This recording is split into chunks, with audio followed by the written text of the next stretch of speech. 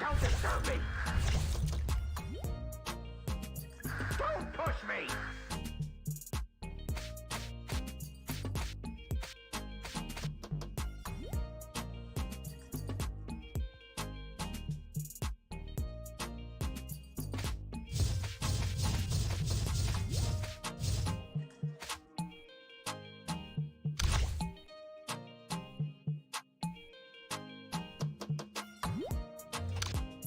What's up?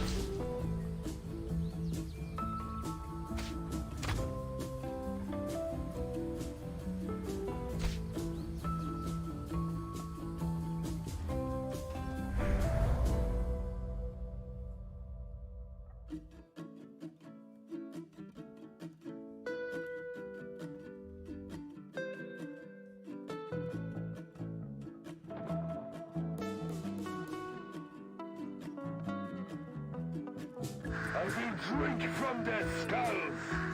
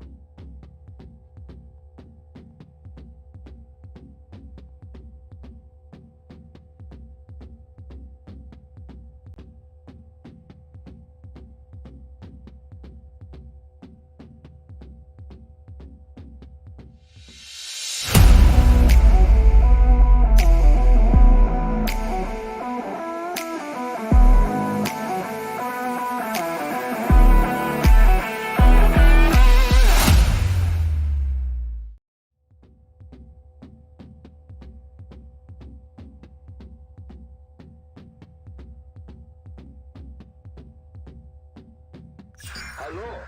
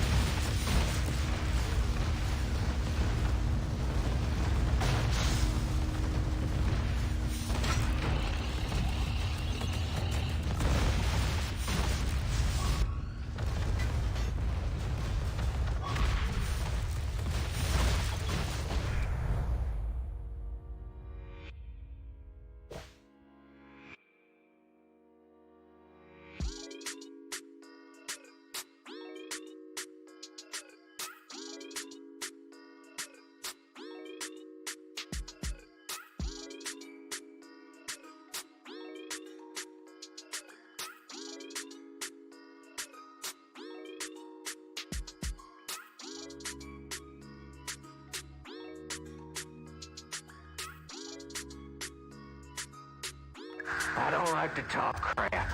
As I said, shells don't have eyes.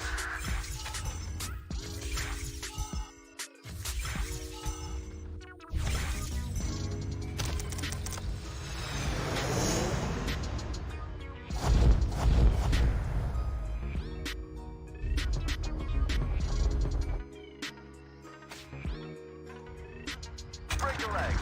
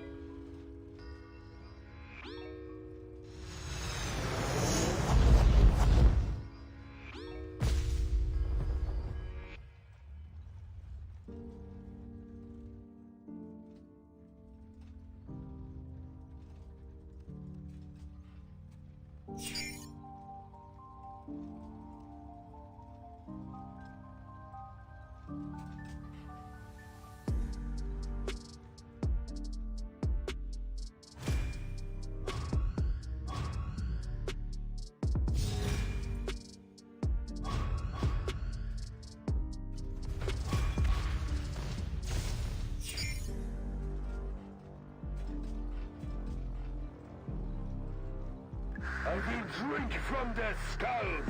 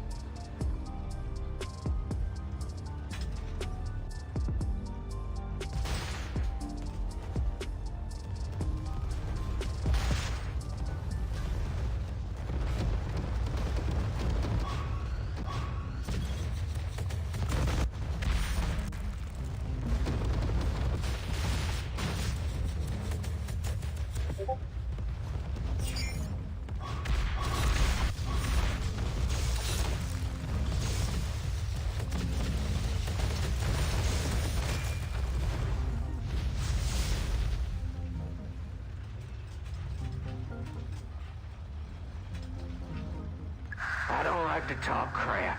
As I said, shells don't have eyes.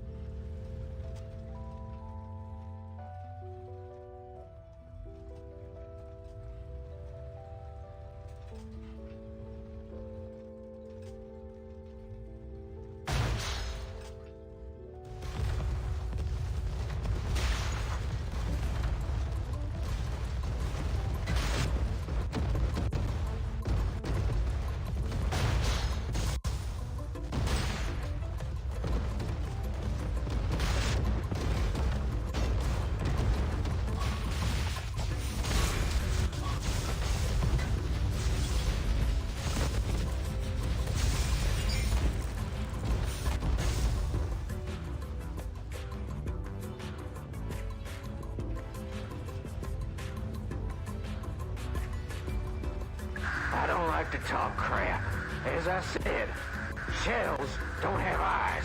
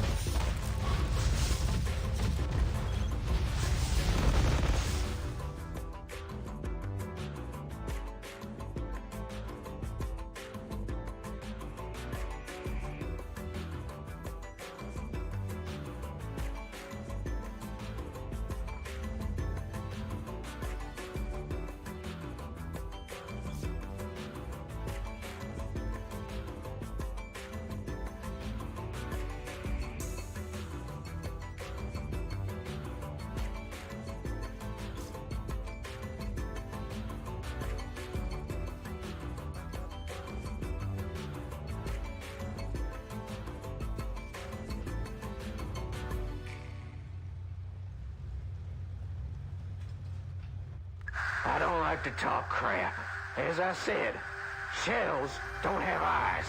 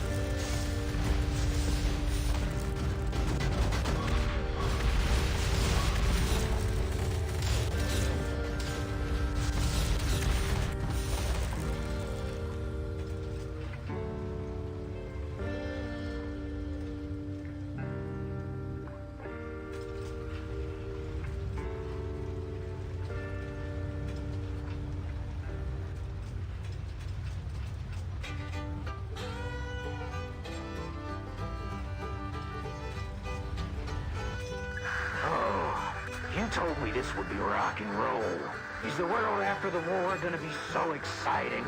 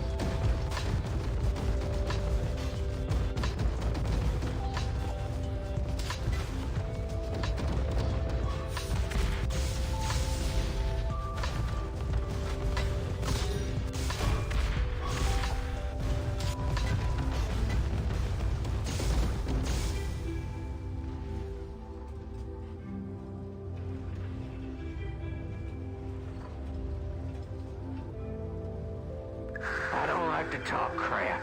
As I said, shells don't have eyes.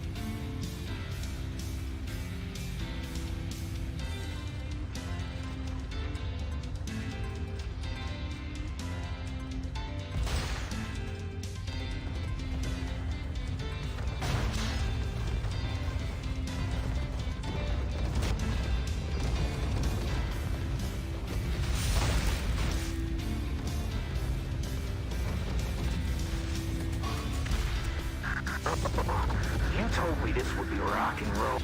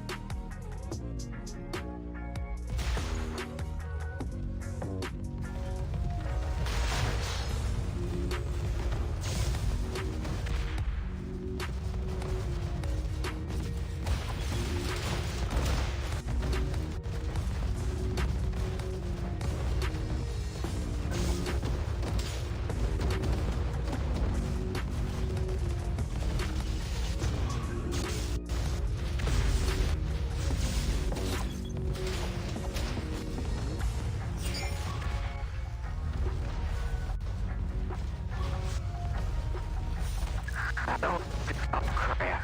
As I said, shells don't have eyes.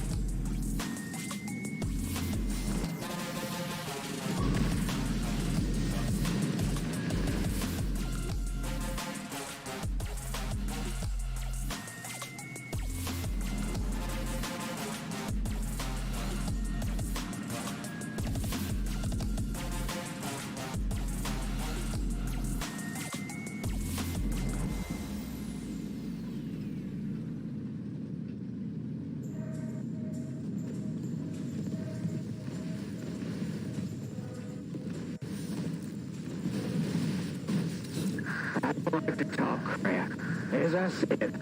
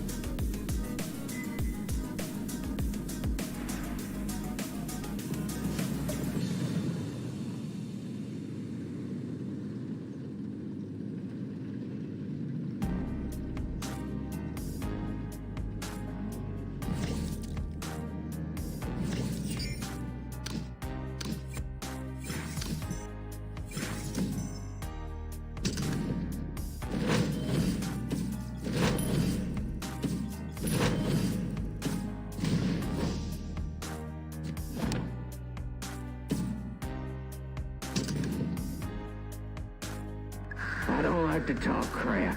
As I said, shells don't have eyes.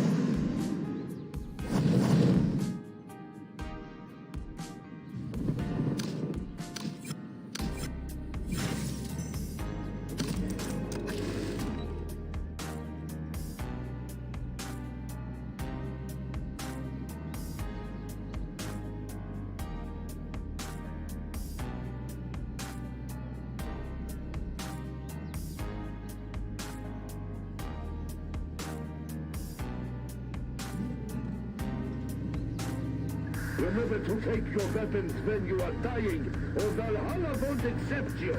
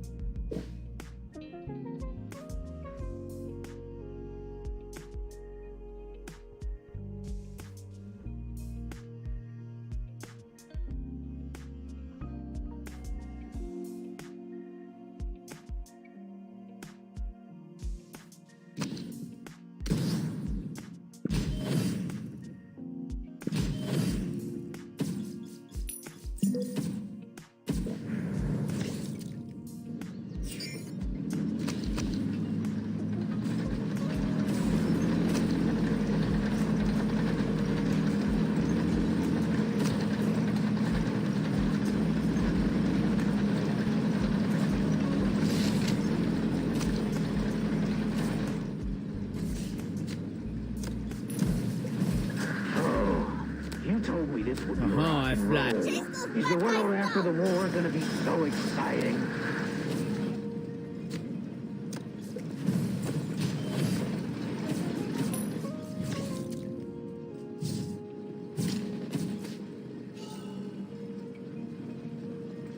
Let's rock and roll.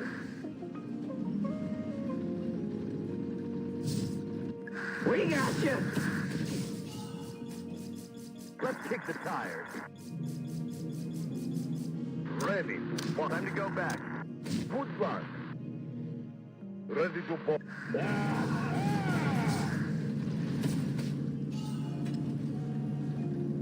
Let's rock and roll. You're a grand old. Are they done? Do you want the blue? Commander, our garrison will defend us. Why by request? Commander, our garrison will defend us. Sounds like Commander, metal. our garrison will defend us. Sounds like metal. It was awesome.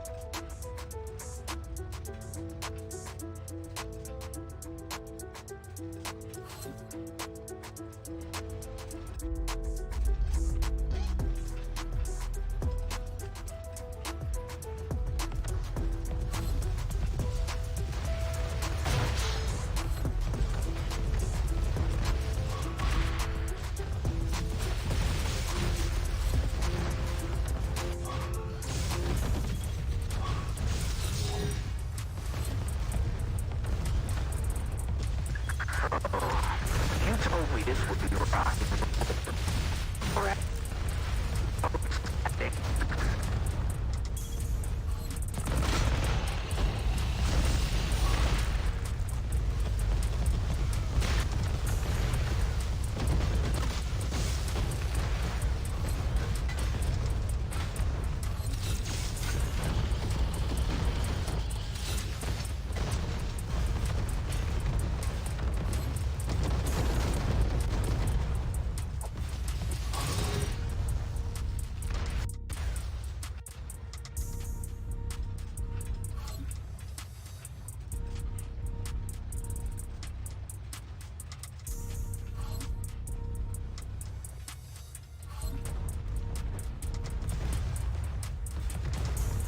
Hey.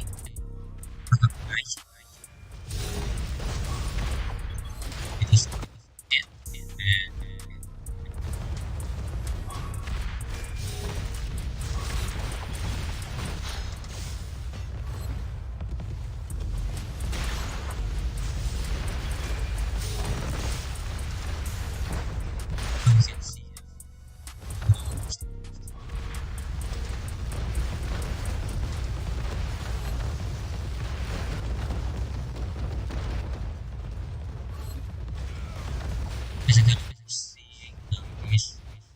XYT is and lot of them try to edit and change back it right now. I think it's benefit both sides because competitive. So both sides also needed the points. Because I need to base HP damage like We express ourselves. and this some actions as well.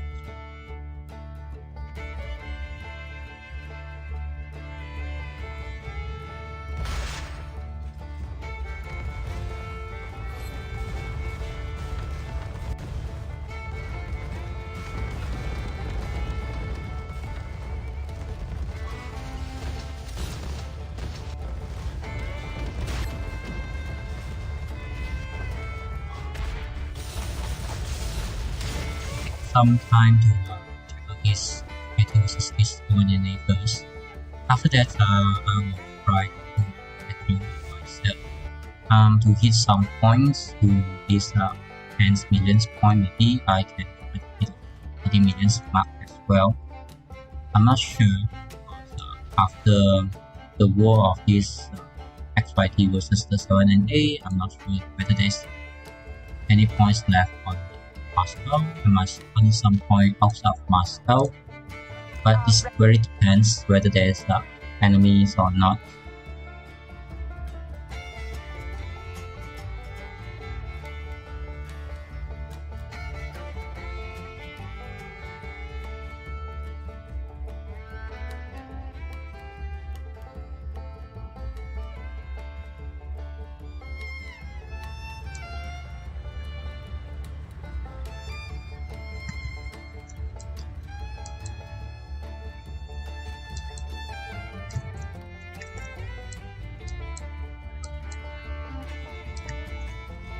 So I was thinking about this, doing the combat drill and also do some short explanations how we gonna siege or attack the enemy after the updates with some Air Force updates and what should you do. Basically, doing combat drill is the best experience we have because you will gain the points, and even though losing your troops is worthwhile to trade off for the reward. But the main issue, the main object that we are playing the game to be smart. That's why we're not going to just kill somebody out randomly without purpose. So we try to do the competitive events. But of course, if you normally having a war in your battleground, then you have to kill your enemy or try to be defensive. But since we're winning on Moscow, basically we just do the war when it's needed. Otherwise, we just stay safe and play whatever we have. Basically, you can see the XYT running this swarm team. So they are snowballing and trying to burn this village. So see that 7NA have no choice, but they have to repair it. If they're not going to repair these villages, then we can move our base to this empty area. Then we can advance further. And the enemy side were having a less and lesser the land that they have by now, because this is the corner they having for their farm in this Moscow. Beside this small corner, actually they have no other access to anywhere in the map in our Moscow battlefield. So you can see, I think the other S1 server alliance, they give up because there used to be a lot of S1 alliance like this PH. They try to jump up and try to stand alone from other side, but still the same, they having one CC sizes only and not really doing anything at all. And TFG asked us to give them some fun. That's why we try to leave them peacefully and let the TFG to have some fun over the other side. But we mainly deal with this 7NA one-on-one by now. And since this competitive week began, That's why we try to do the point and try to do some damages and enjoy some fun as well. So after the XYT versus 7 and 8, because I think here will be a lot of the actions, but nothing crazy going on, otherwise I will just explain what is going on the battlefield. But clearly we can see this simple swarm team plus some snowballing. Basically everyone just hunt for the point. The normal basic to set up a swarm team or snowballing is very simple. You need to have at least 3 to 5 people that having their super heavy tank. The best is their level of their super heavy, and you must at least have some artillery. The best you have is the more the best. At least you have 3 sets of maximum. Then you can try to do the swarm team, and you need to at least have 1 team of the battlefield support. That means the like rocket, like medium tanks, light tanks, and some tank hunters, or even the heavy tanks. It's good to have, because when you're having a strong team, basically you are you have losing some troops during the process. Then you have to train it back, like just now. The enemy try to kill the backline, then you need to have someone to look for it. So it's benefit both sides, because the battlefield team, they can kill off the enemy on the battlefield support, so they gain their point as well. The swarm team will gain a point.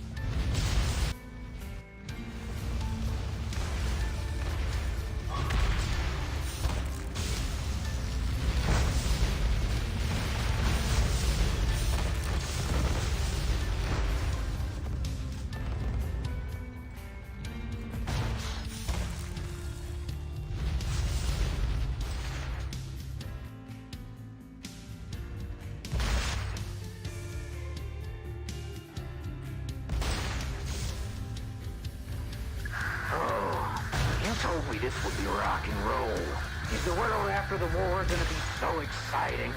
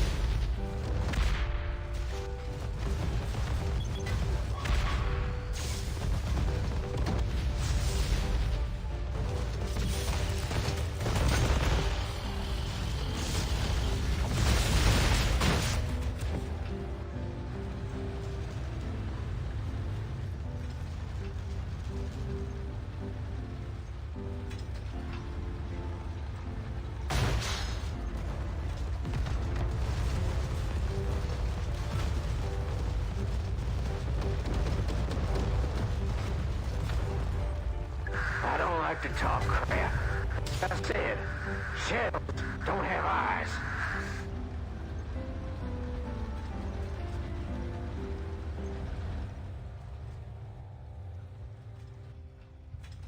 So we see this 7A, they try their best, continue to prepare their villages, but I noticed that they just jump in without plans, and basically they are wasting their lilith.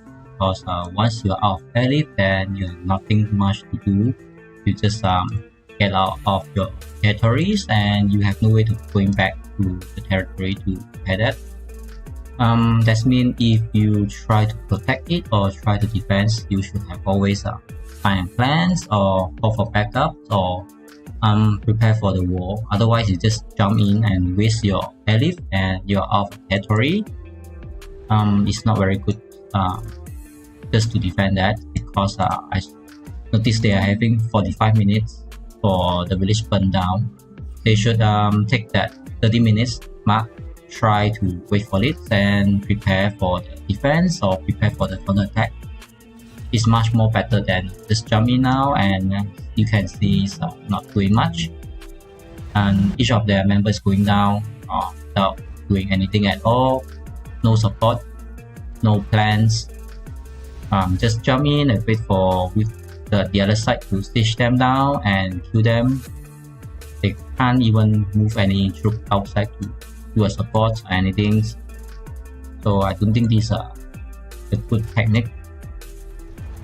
Basically, if you want to defend your villages, you should have two plans. The first plan is when you have nothing much to fight, you just want to repair your village, you should always jump one base by one base, and the best is not going to jump all of them together, just to make sure the village is not going to burn down, so you drag the time. Then you have more time to prepare and for your team to come back to do a counter attack. So another plan is like this guy jumping in. So basically he can't do anything even though he has no HP. So his 100% is suicide missions. Maybe get 1 or 2 points for this small troop that he can gain from the battlefield. But you know, in the end, he's just trying to play the heroes and did nothing much. Just go down instantly. So this is not the good things to do. You can see that not even 10 seconds, he's already go down, and he just wastes lilith. So the second plan is always the best, is jump everyone together at the same time. Then you not only to jump because this is your main territory. That's why you should also ask everyone else to support the battlefield. You can see they have a lot of base here. Then each of one try to do a little bit troops. They definitely can defend it, or even give a war or fight or head up. But everyone jump in and siege down, not even 5 seconds or 10 seconds, that's 100% of this full for their lilith. So you should always consider whether you want to do a repair of the village. You should always jump one by one, just to track time, not to waste your lilith with 2 or 3% jumping together, because the repair times won't be speed up even though you have 100 space in the same area or just one base, because as long as there's one base, the repair time will run. Other than that, you should always consider put attack by your R4 or whoever, or call for backup. Like you have 45 minutes, so you can take 30 minutes to prepare for counter attacks or the fully defense mode. So instead of continuously jumping in without doing anything and get siege down, and that is not the best thing to do, because your base should take about 10 hours to be 100% HP again, and your lilith is about 8 hours per lilith. So if you waste 2 to 3, then you are not only losing this small village, but your main land you are going to lose, because you doesn't have lilith already. After like you waste 2 or 3 or 5, then you're totally out of your territory. So when there is a war, always try not to panic. If you have a group chat, then try to communicate in the group chat before you try to do anything else. Otherwise, you have very confidence that you can jump in and kill a lot of enemy. Otherwise, you try not to do that alone, because you can see just now we have a lot of 7 and 8, they jump in, but each of them just hide inside their base, not trying to help the others members or the teammate at all. So I don't see that is a good job done by them. Not even can protect the second village as well, so both village going down, and 99% of the other members just standing there offline or whatever. So you can see the strong team is really easy to pick up their job when there is an offline base, so they can pick up 4 of them one by one. That's why this game is all about activeness. If you are not active enough, then your alliance will go down, even though you are very strong power or you are very strong alliance. So anyone can take a strong alliance if they are not active enough. So as long as you have a lot of active member, like this guy, he go down like maybe 3 seconds, just like that. So I want to say that it's considered with lilith on this guy as well. So sometimes you have a strong troop inside your base, but your base itself doesn't have HP, so you have no choice. You have to relocate, otherwise you have no base to train back your troop. That's why if you are low, you should always try to stay the most behind in the map. But I'm not sure what they are doing now. Maybe they're a bit panicked.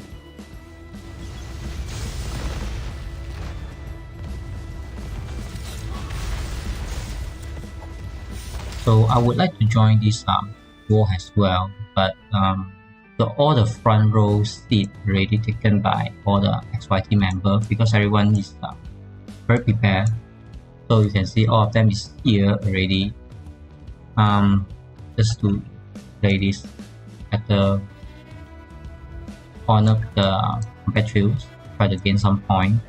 You can see we have some base that is empty base, like this, and maybe this one is empty base. So basically, if someone just try to jump maybe here or here, they can just instantly kill the base if they notice. But we also aware that 7NA they doesn't have a siege group setup. So even though they jump in front of us with an empty base, they just know watching the base like eye to eye. Then no, other than that, they doesn't even do anything at all to an empty base.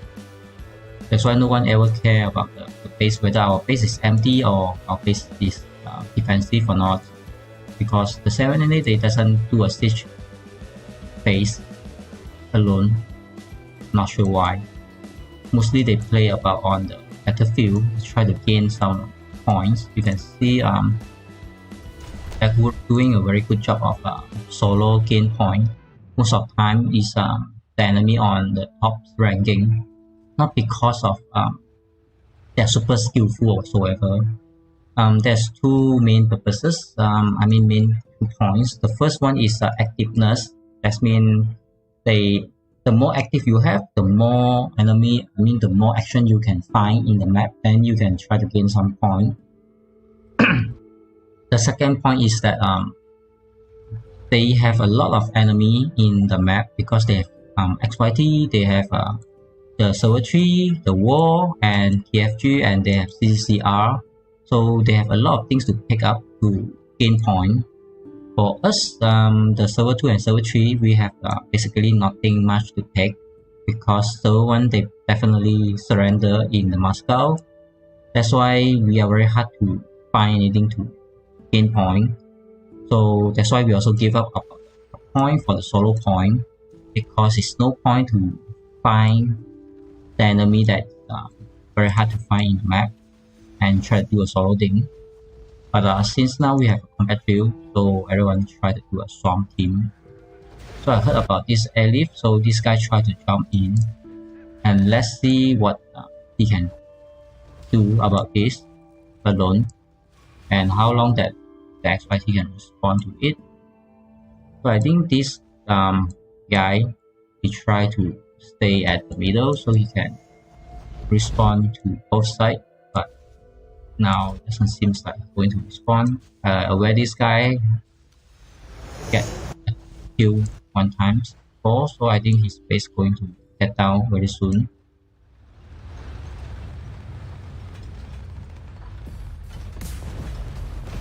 So I think he's jumped a very bad positions because this guy have a full HP. He's not trying to use that guy to has a cover. He just jumped in front of the strong team, so he got staged down instantly like now. Then he's out. Then this full HP guy, little bit low power, but he's somehow still standing there, not going to help. So 1 guy down, with another lilith, and this guy I think he's okay to jump there, so he tried to use his super heavy to fight, but he also retreated. So nothing much, they just stand here and watch our strong team to have their positions. Some of the 7NA they try to wake up, and you can see here we have a small team from 7NA. They try to attack, but I also try to collect the resources because I always collect resources. Can't make bricks without straw.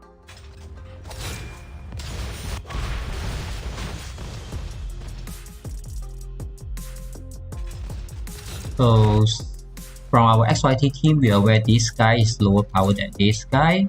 Even though this guy is low HP, they can just pick up this guy just to make sure the low guy go down first, because it's easier and faster to kill the low power people. and this guy has no HP, but he tried to jump so in front. Is very bad decisions that he made, because once this guy is going down, this guy will go down, then he will go down maybe like 5 to 10 seconds. And you can see our team just stand there just to limit his movement is enough. Not even need to kill him by now. But I think our team is take a long time to kill this blue guy. But because of with the artillery team, you can see that with a strong team, you will take a very faster times to just to kill a weak base.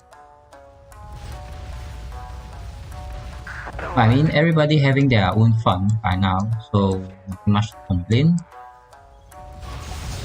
And enemy also having that fun time to gain some point from our army.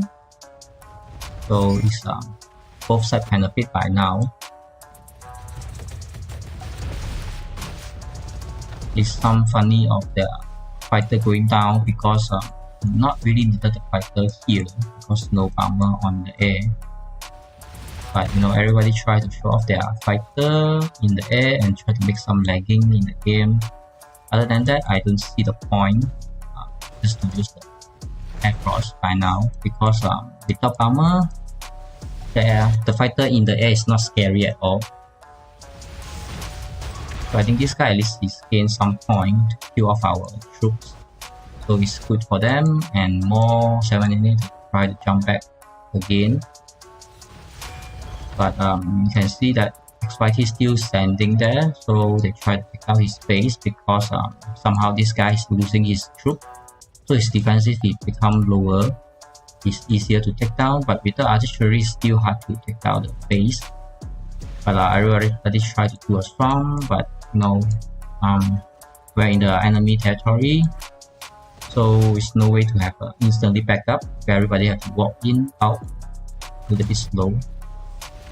I think 7NA is doing okay by now, and catch the XYT off that. That's why the XYT, I think they decide to withdraw. A full load of resources. You can see that TFG having some support as well, but just 2 troops, because they're very far from the territory. So I think this guy recently just tried to stitch off Chow, so his base getting a low HP, but no big deal, because even though they stitch him down, he can still airlift back. Progress in the making.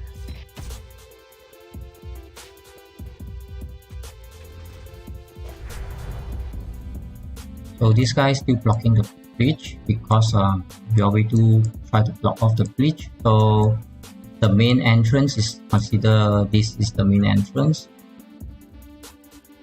So at least after 2 weeks of waiting, we have some actions in Moscow again, just because of both sides also agree about this combat drill.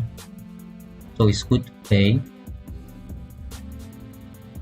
You can see 7A, they very focusing on this battlefield battle instead of siege. That's why they always try to, you know, kill our troop on the field, but the main differences is we have 100% of the base still standing in our ground. They have less than 30% space standing on that ground. So they are losing their ground even though they try to kill off our troops. And maybe they can win on the battlefield, but once the strong teams form up again, let's say 10 base versus 10 base, you can kill some troops, but you know, once you going down with like 10 base versus 8 base, then your troop also will be reduced. Then continuously, you are not only losing the war, you're losing the land and, you know, the fight. Even though you have a strong team on the battlefield, but you know your base is not there, you can't train back your troop, and you have no any real support. You have to relocate, and the only way that you get back to a battlefield is you have airlift back. But with the airlift, no chance at all. So this is the Moscow situation.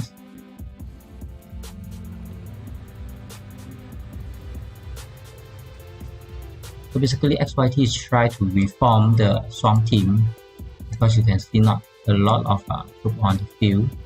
And 7NA, I think they somehow called the backup team already. That's why they are doing very good job to repair their village. But that is one of the achievement that actually we want to try to achieve is not going too hard to kill off the 7NA, the server ones, because we need them to continuously come back to repair their village so that we have point to gain for this combat field. Instead of we deleted them from the Moscow, then we have 0 enemy to gain point at all. So now everybody having some fun instead of no enemy at all, because we still need another 2 weeks of the combat field again before the Moscow will go down. I mean the Moscow will finish.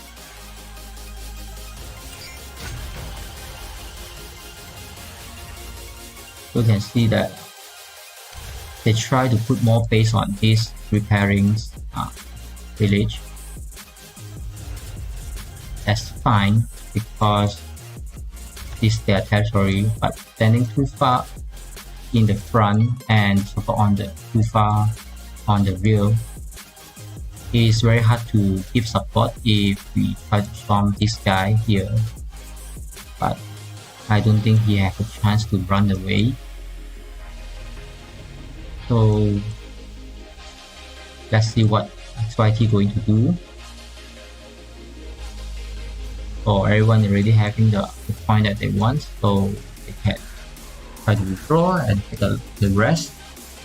Is the world after the war gonna be so exciting? Besides that, I think we can take a look about this TH and TFG. Not sure whether they're having the war or not. Yeah. So you can see that TFG also clearing the base of this TH.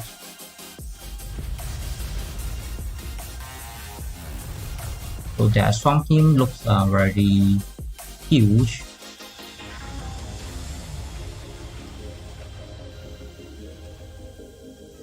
So we'll take a look about this TFG and see how they're doing. So the inside already no more base, so they already sieged down a lot of base inside this TH.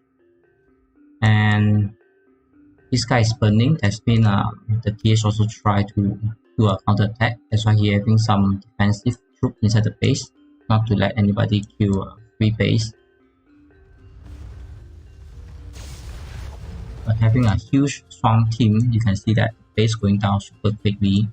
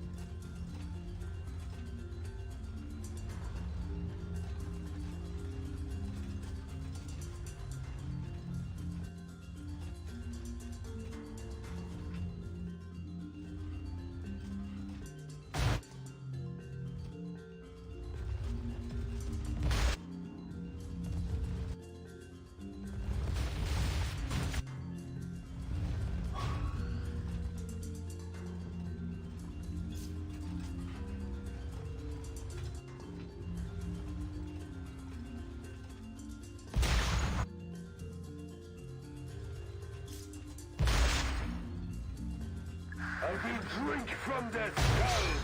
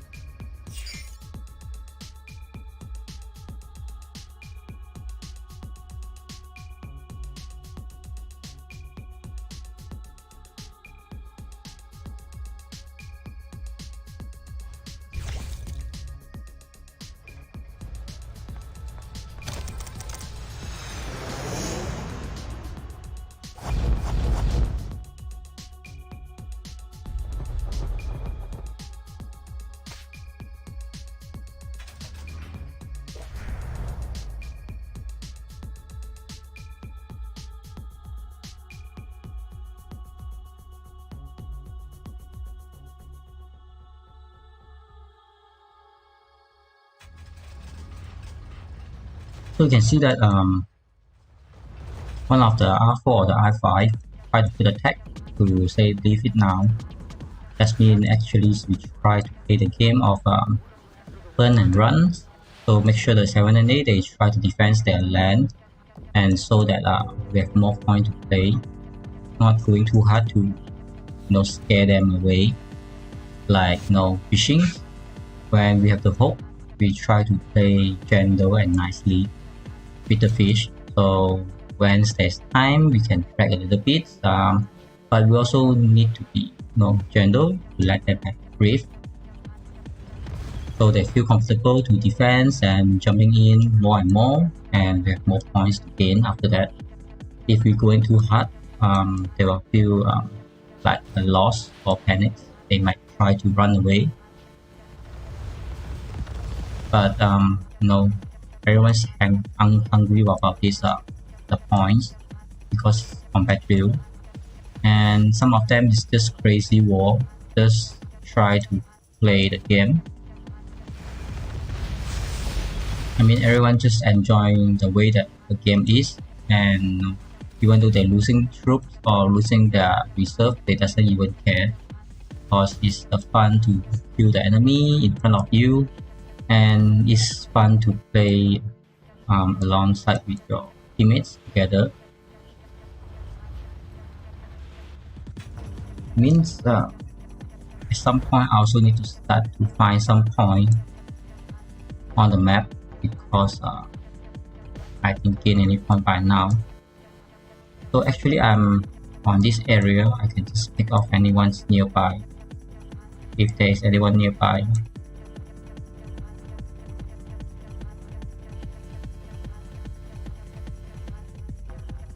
So here we have one base.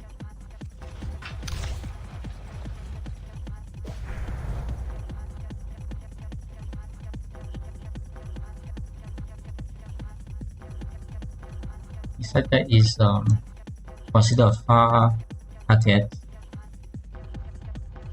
so I should move to a place that has more targets, so I don't need to move back and forth to waste some time.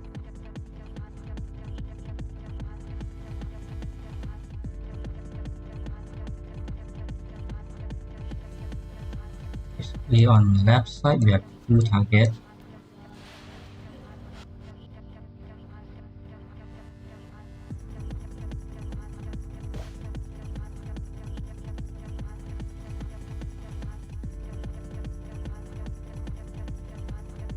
You can check on the Moscow map that the factory site, you can see this site is on the orange for this server 3 wall. They already surrounded the factory, and the other side is the server 3 TFG. They also surrounded this factory, the second one.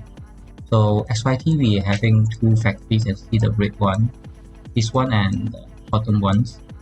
So once all the factories unlocked, we were moving toward the black house. You can see this one, we already put a mark. So we can see that TFG is not going to even try to build nearby, because they know this our one. And this one is TFG one, because blocked by the factory, so it's not a big problem, because the wall know that as well, so no one touched that as well. That's why communication is very important. You can see the black house, all of others really have a connections, and you can see the green one is connected on this black house, is the CCCR. We try to share with them as well. So after all of that, all the constructions work is done, and also share happily.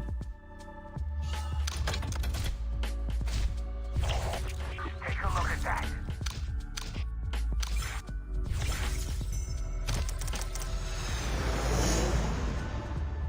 So in our Moscow, it's really very hard to do a combat drill, because we have 3 to 4 allies try to hunt for one enemy only.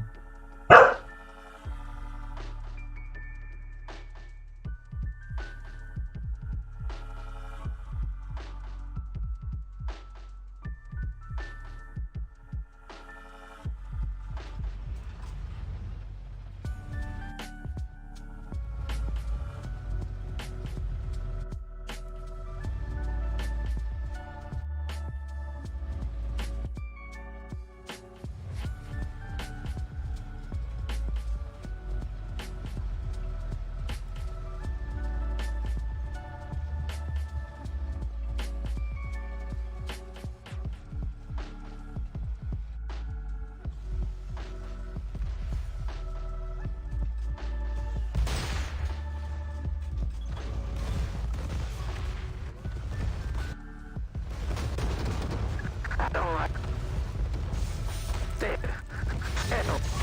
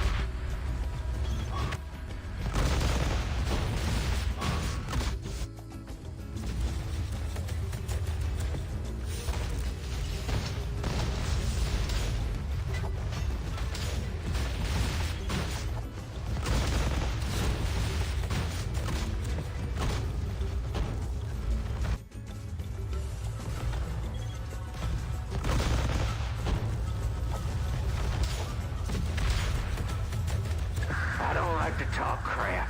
As I said, shells don't have eyes.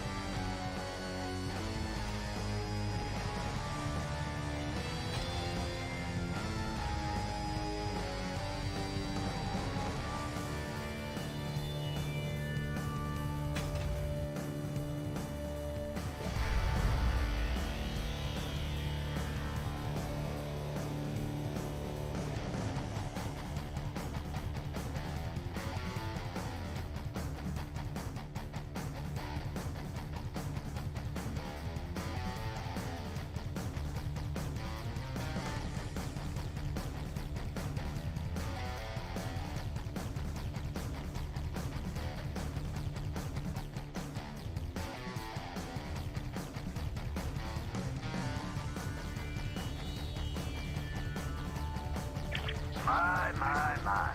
A full load of resources.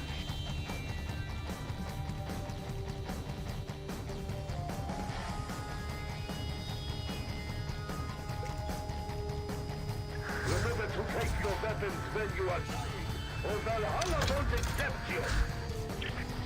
Turn it into gasoline.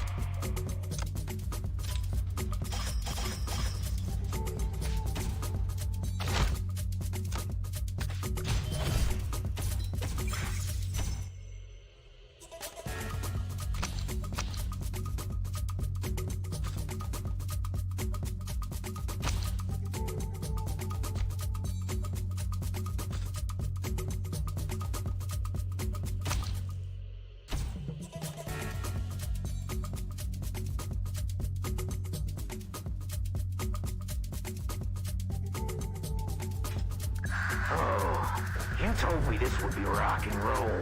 Is the world after the war gonna be so exciting?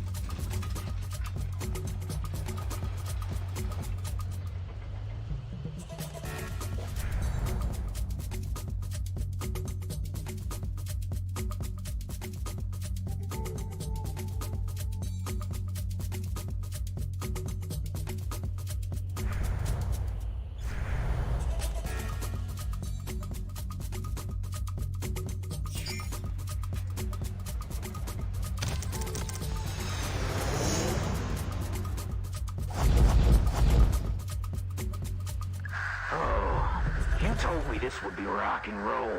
Is the world after the war gonna be so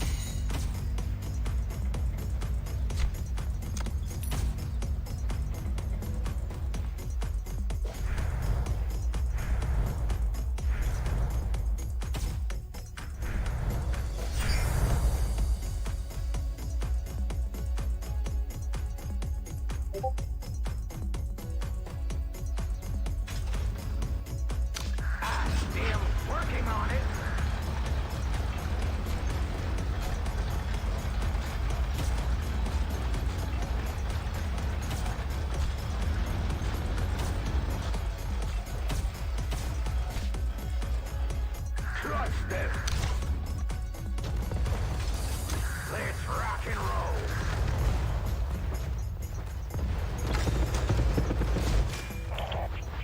How you turn military parts out of a You're damn a farm. grand old flag, you're a high-flying flag, and forever and be same way. Glorious steel. My job is finished. It's progress in the making. Awesome.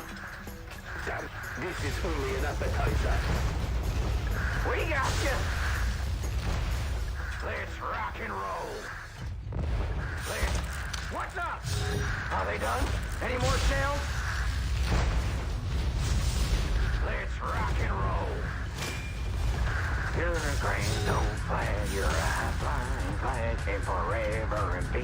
We got you.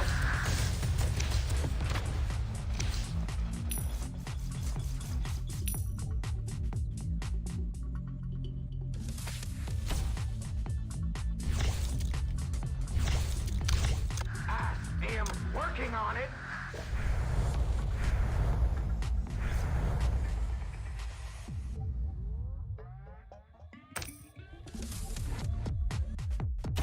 Commander, our garrison will defend us. Good. Valhalla isn't in hospital. Don't disturb me.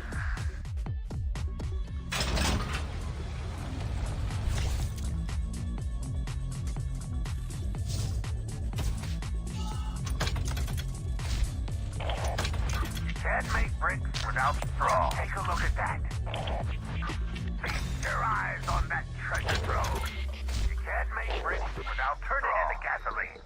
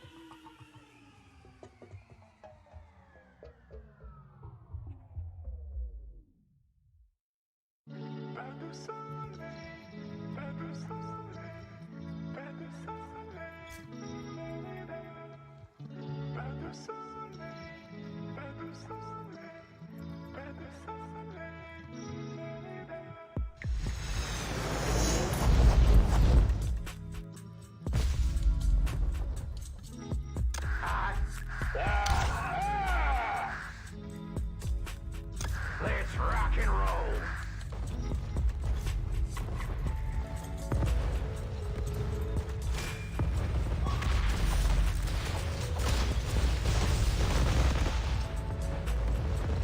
Let's disregard.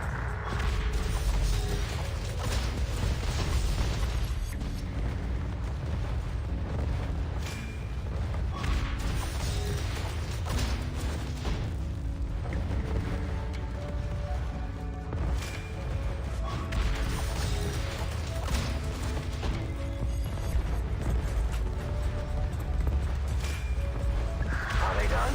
Any more shells?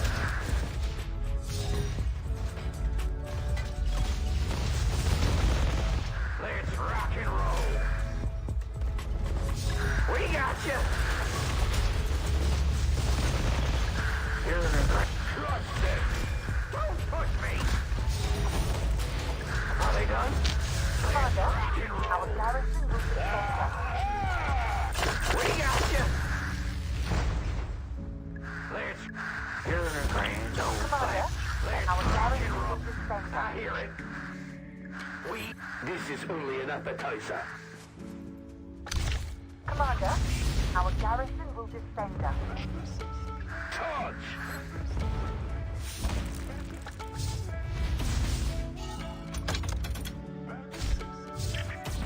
You can't make bricks without straw. It's progress in the making.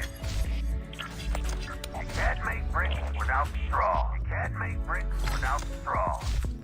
Urge to kill. How'd you turn military funds out of a damn farm? Push me.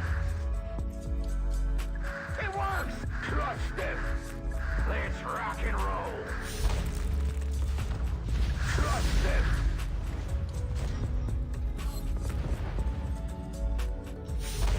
Now is the time. Let's rock and roll. Let's rock and roll. Crush them. Let's rock and roll.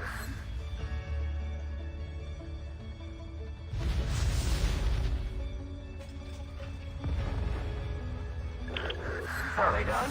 Any more shells? Already. I see 'em. This is only an appetizer. Awesome. Damn this. Go, go, go. Van fleet's low. Charge. I hear it. I am working on it. Commander, our garrison will defend us. It was awesome. Commander, I hear our it. garrison Let's will rock and defend roll. us. I am working on Commander, it. our garrison will defend us. Awesome. It works. Let's rock and roll. I am working on it. Commander, our garrison will defend us.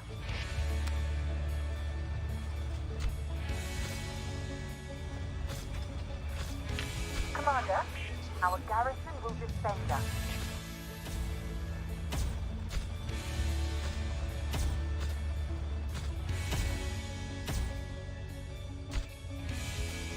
We thirst. Your shelves are ready.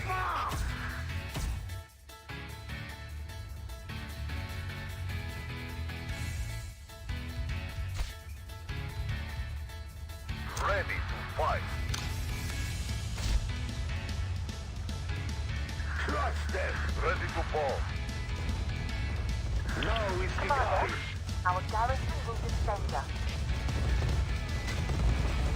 Ready to fall. Ready to fall.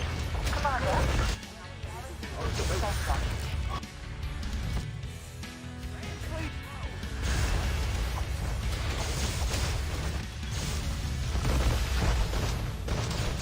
You'd better believe me. Don't push me.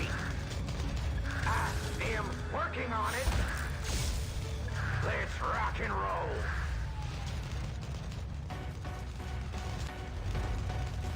Awesome. Break a leg. Commander, our garrison will defend us. We have a Commander, mission to your troops undertake. are ready. Break a leg. Commander, Ready. our Break a leg. garrison will defend us. So just I try to cover my screen just to make sure that no one see how I jump.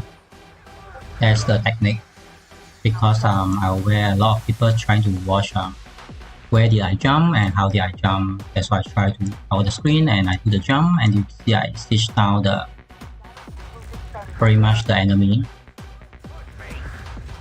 So the enemy try to stitch my base. That's fine, not a problem. So basically we just try to kill their artillery.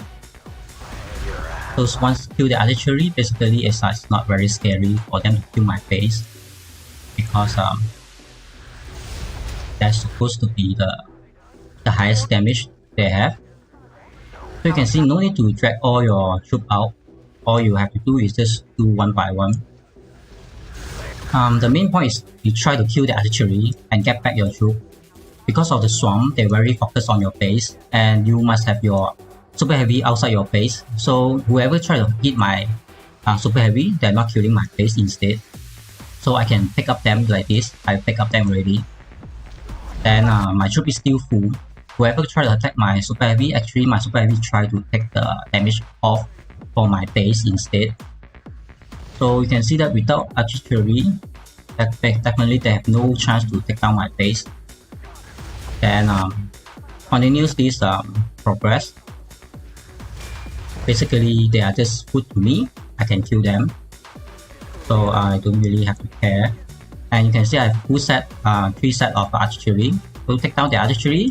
Each time I try to put my artillery out to kill the artillery, I put it back my artillery. They will swap the the target, so I do not need to do like all of them to go out and come back, because that will reset the officer skill as well. So you do that when you have a losing chance or you have too much swarm, then you should do that. Otherwise, do not try to do everyone out and everyone in, because that will reset your skill.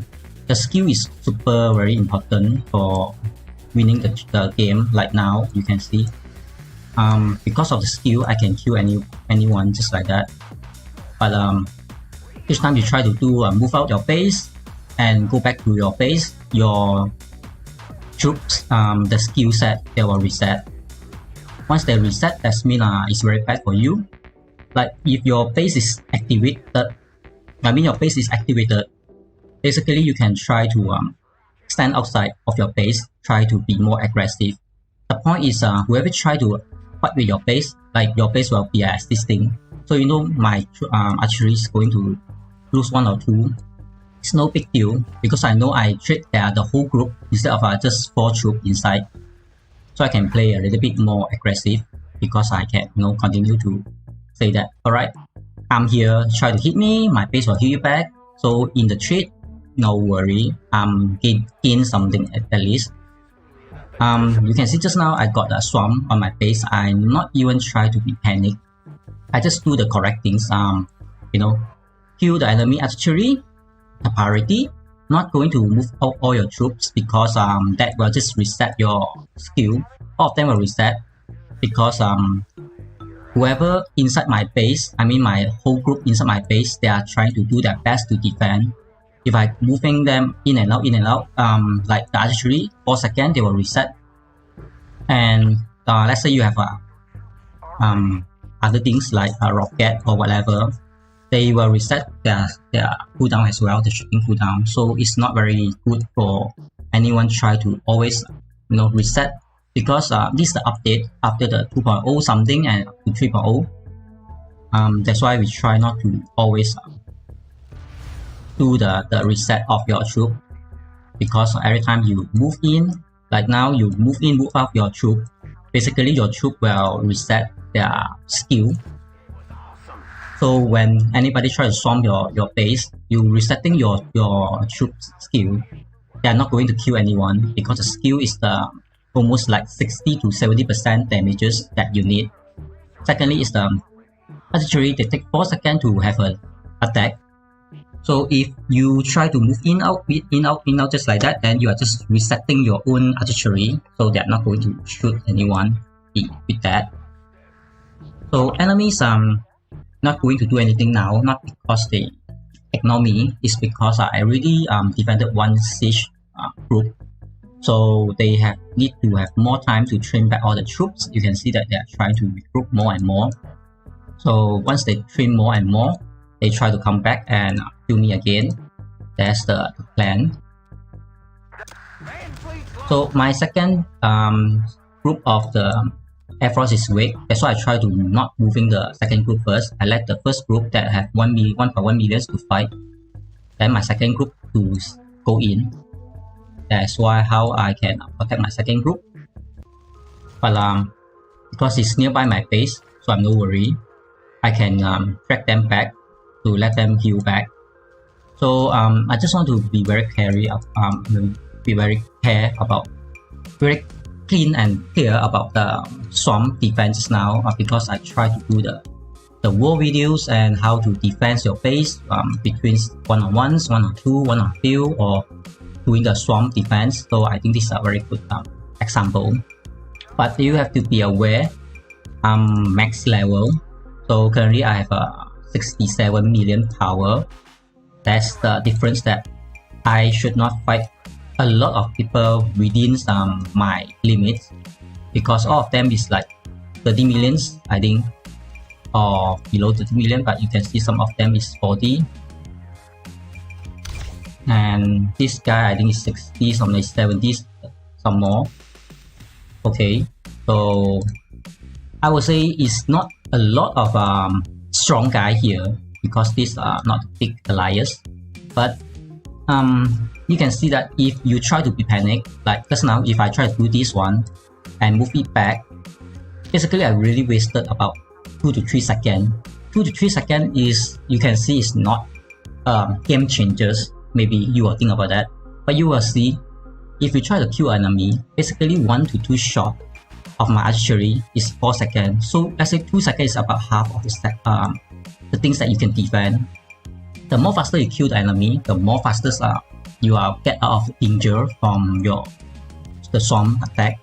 Secondly, it's not about just the attack, because when an enemy activated your base, all of your troops, they will start to charge their skill.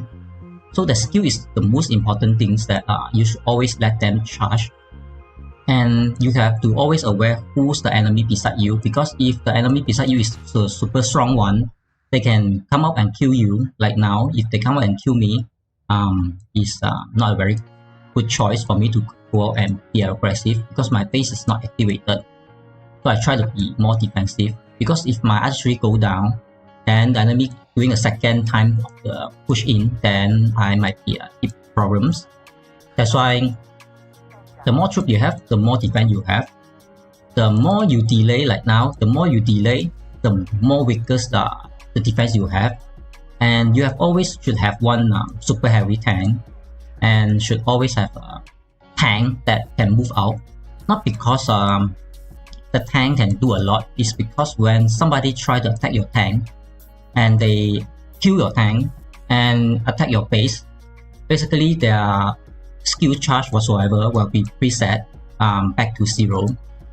That means if you can somehow doing your tank on the field, let them kill your tank. Basically, I will say that you're using your tank to trade off the base HP.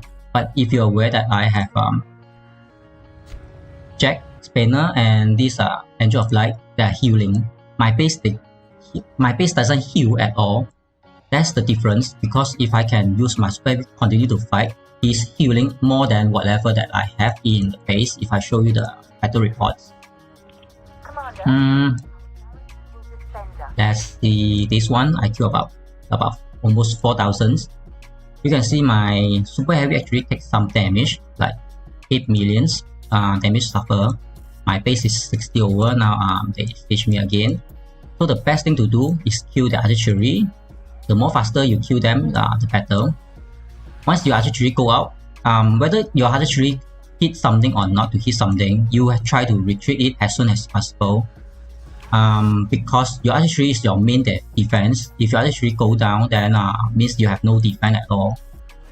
So basically, you try not to let your archery die, but you also try to use them to kill the enemy. You can see once the enemy go down HP, you can just withdraw your archery. The game getting some lagging, but it's fine, not worry at all. So you can see that I got my archery die 1, but it's still okay. My super heavy is still fighting, so not too worried about that. So as long as I can trade off the more enemy, I would say it's worth. So you not try to drag all of them together, but drag them one by one. It's more efficient. So you can see that I kill some of them. Then you can see that whoever try to kill me is become slower and slower, because without the archery, no any main damage that can kill my base instantly. So this is the things that you should always aware. See that no more archery on the field already. So basically they're very hard to kill my base. So I see here having one new archery. So let's kill the archery. Yep. So somehow I defended, not because I'm super very strong, because I always aim the archery first. So without the archery, basically it's not very scary for them to kill my base. And I no need to do things, because my base will definitely do the automatically to kill whatever left over in the map. You can see I successful to defend the second round. Hopefully not die by now. Yeah.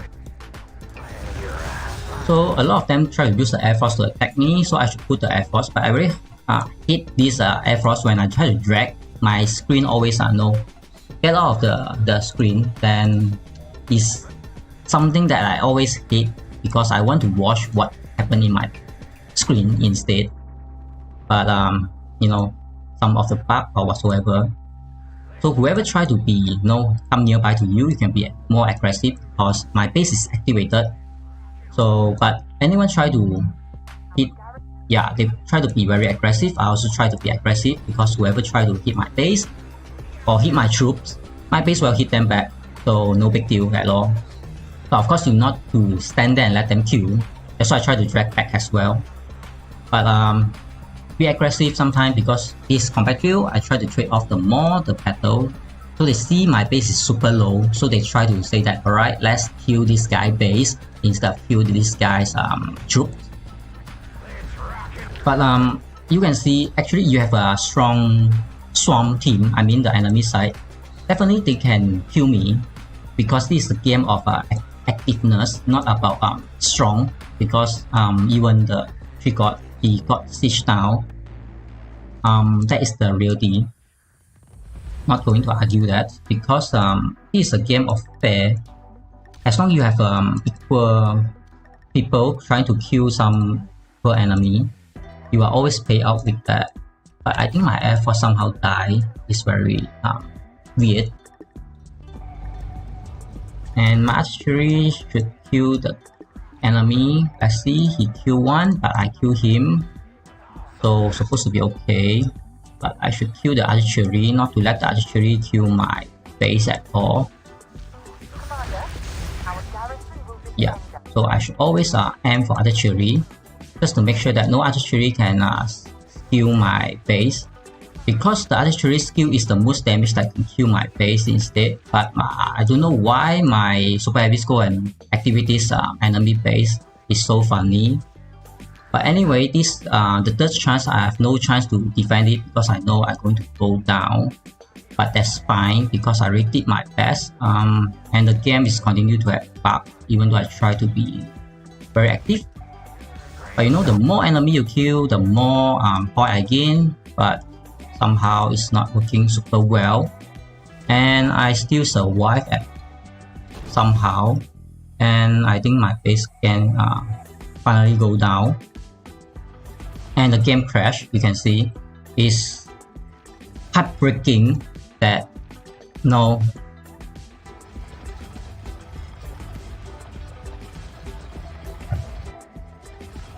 there's no way for me to get to the game. That means the whole group of my troops is dying now, but it's okay because I gained the point. My whole group died, then I think my group is in the game somehow fighting their best. Staying there or die, all of them. But this is a joke because I try to relocate, I try to fight, but the game does not allow me to do. And the game restart now. So yeah, nothing much I can do. But I think I show a very good example that how you should defend a swamp by solo. So you can see that how I try to save my artillery as well, not to let them go down. Or try to delay their shooting's time, because the more they are staying inside the base, the more basically they can contribute. If you just continue to move them in out, it's not a very good choice because that is how you try to delay your troops and let them do their jobs. Because of the whole group die, then I can't do a instantly jump back. If I have my whole group, then I can do a instantly jump in to the battlefield. But the game doesn't let you at some point, so he make you crash and you have to restart. There's nothing much I can do. But I think luckily I see the last one's not good. Okay. Yeah. Somehow I see this guy and this guy beside me. So it's effective. so I can take them down, no problem. So let's see how much actually I trade off. So let's break off them first to make sure the sequence is correct. So this 1 day is not considered whatsoever. So from the first one, 24 minutes, this is the one that I try to kill a guy about 400. Then I die about half of the group and trade off 700. And then this is the first swarm that I kill about almost 4,000. And I just die about on this reserve. So my base suffer about 63 million HP, but my super heavy already took off some of the damages, and that's the very good things that I can do. Defense time is almost like 2 minutes. Is it that? I don't know, it's about 5.31, 5.5 minutes. So I think that's very long compared to others that just go down between 1 to 2 minutes. I will say that. So after that, I try to do aggressive like this one, 200 over. So I move my artillery, my super heavy. This is the airplane fight, so it's whatsoever. So that quite good trade off, I would say. But this is the second and the third swarm that I trade off almost like 7,000. I should not have that about 500 over or 600 because the game crashed. So my whole group died. That is not necessary, but the game doesn't let you at some point, so you die. Other than that, should be okay. But it's very funny that my base suffered 200 million point. You can see my super heavy take about 36 million damage off the base. If compared to this one, almost a half of the damage that my super heavy took off. That's why somehow you have your super heavy outside the base is better than inside the base. Even though your super heavy die is not a big deal because your base will do more than the super heavy, because super heavy is meant to go out and let people hit him, to be a tanker, to be the frontliner that try to tank off. It's 13 people try to kill me, so it's less about 6 minutes. So I think I'm doing quite good of that. So the whole thing straight off about 4,000, 6,000 something. I think it's about 6, 10, 12. Yeah, do about 12 million reserve kill there of the enemy. So I think it's quite okay for the combat drill. And also delay somewhat of time for the enemy to try to build the CC. So let's see at the point in the combat drill to understanding what's the real point that I gain. About 2.7 million. It's not a lot, but it's fun to seeing that your base can kill a lot of enemy. But almost instantly I get to the 4 million point. I'm the top one now. But most of the people, like just now we saw on the 7NA and the XYT, they try to play the swarm, or even the TFG for the server 3 TFG, they try to play the swarm with the server 1 TH. So basically the swarm you can just last about 10 seconds to 15 seconds, or most you can last about 20 seconds. You are going down very quickly. So at some point I can last 5 minutes. That is something, not because of my base super stronger than others, because you can see that like 7NA or TH or TFG, they are quite strong as well. They also have strong people, but you have to understand what is the boost damage that tell your base. So I just try to kill the damage dealer instead of panic there. That's why I can do a better defense, not because I'm super strong, because I have the knowledge of defensive. So I try to play the defense correctly, and so that I can defend correctly. I think maybe the first swarm we doesn't really see the difference, but the second swarm and the third swarm, you can see my base is super low in HP. but also doing very good on the defense because I kill the artillery. Enemy with the artillery, all the tank hit you is peanut butter, you know, it's like peanut butter jam. You can just eat it, not very pain at all. That's why I can say is the correct things that you always try to do this. But I mean, kill the correct artillery is also require some skill. It's not like you can just say that, alright, I want to defend, I want to have a super defense skill now. I can do that, not very easily to achieve because that is not something without a skill you can done. You should have always trained to aware. I mean, you have to notice the enemy, like what is the icon, what is the officer on each of the enemy setup, because sometimes you want to kill the strong enemy artillery first, not to kill the weak one. If you aware that just I try to kill the enemy, I also have some mistake because I try to kill the weak one first. But I try to do is one by one to drag out artillery, not to drag them all of them out, because it's enough for one artillery to move out to kill the enemy set.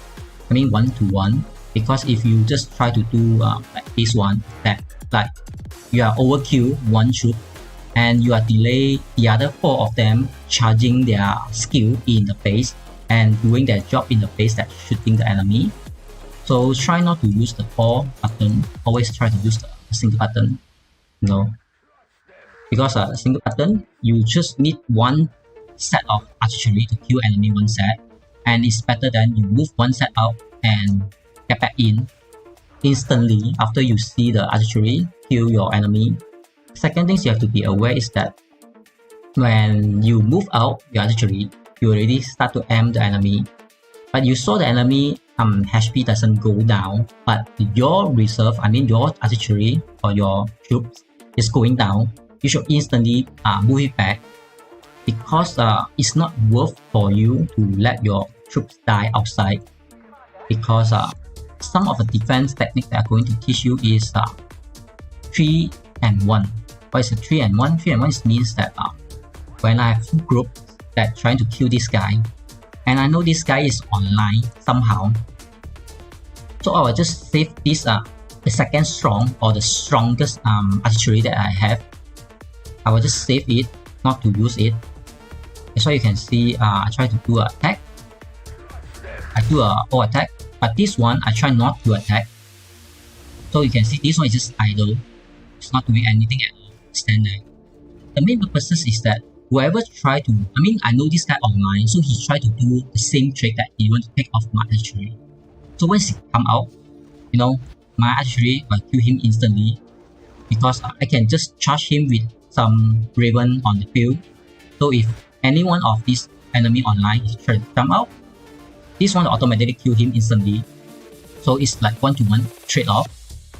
Instead of he try to treat you, but you can't touch him because he's popped in. I mean, he popped out from the base to kill you and pop in back to the base, then you have no way to kill him.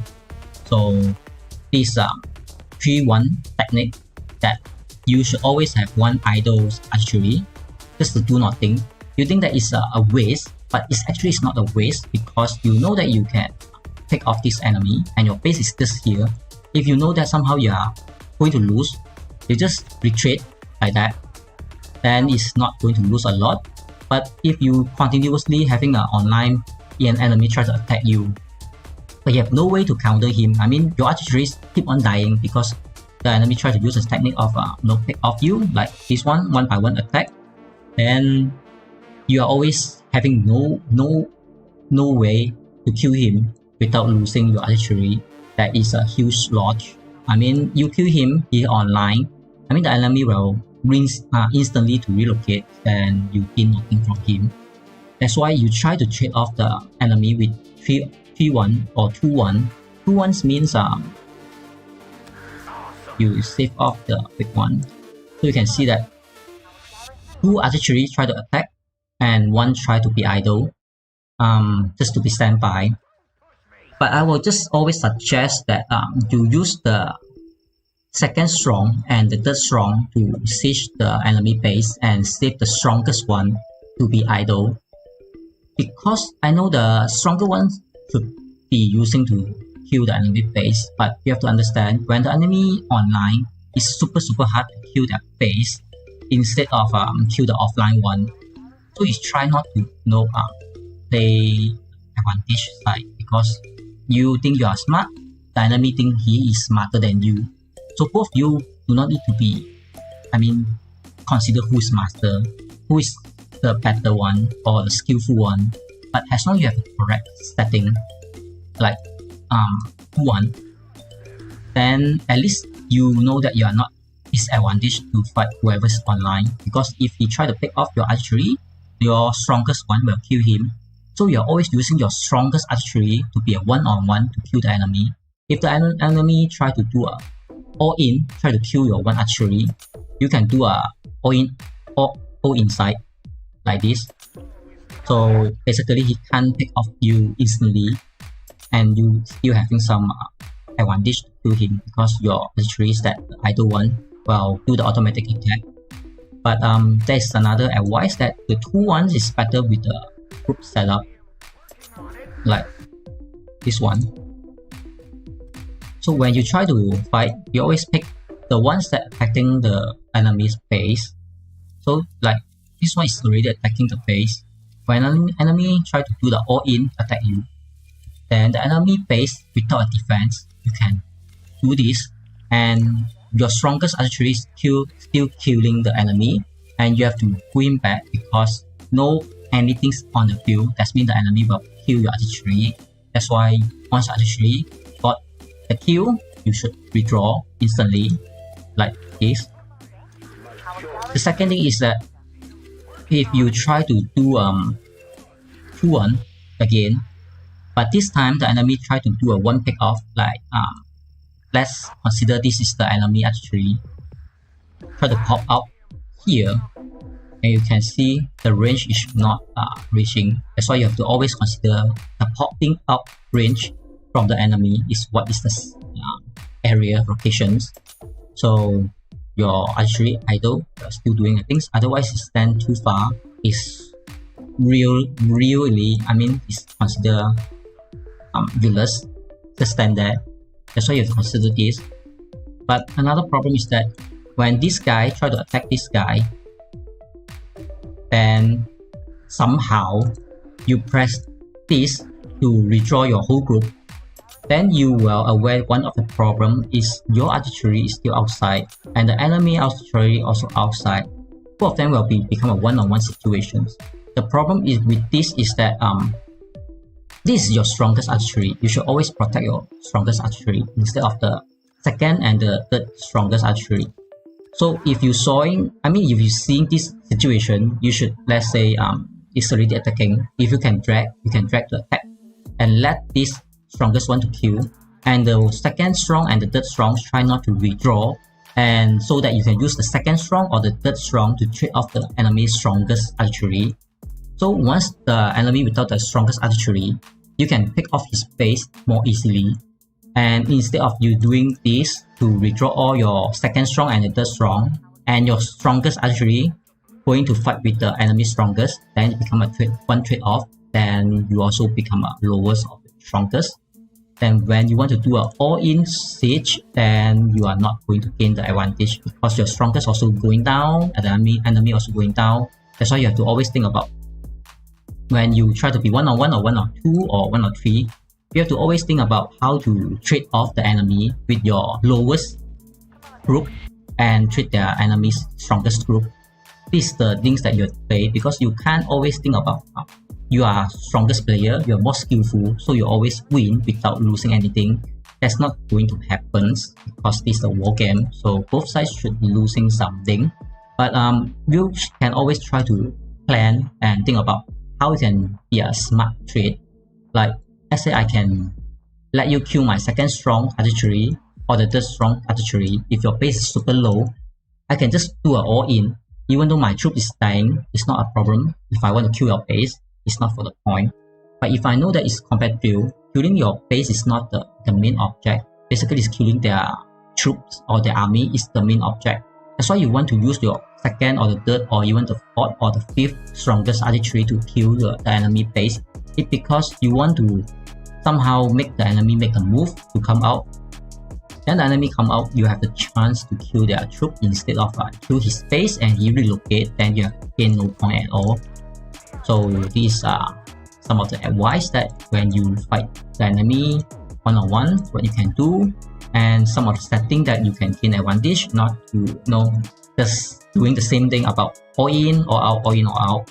And when your base is activated, you always try to let your troops stay inside instead of always do this all in or out things, because this will reset all your troops skill. Then you have no advantage at all. Second thing is that when your base is activated, then you can be play very aggressive. Like just now I'm on the enemy territory, I can put my artillery even like 2 or 3 grade away, because whoever try to hit my artillery or hit my super heavy, my base will kill them instantly. But if you try to play this all in or out things again, then your base from activated status, the state will back to the inactive state, become deactivated, because all of them get out from the base and go back into the base is become a reset. That is how you losing your advantage, by how the enemy somehow activated your base, then you losing the activated of your base advantage. So when your base is activated, try not to move the troop that is inside your base that activated. Just try to use 1 troop or 2 troops to do the job. So you have 3 of them inside the base, power your process is on the ground. The air force basically is the waste, I would say, because you can see just now enemy try to use air force, basically done nothing much.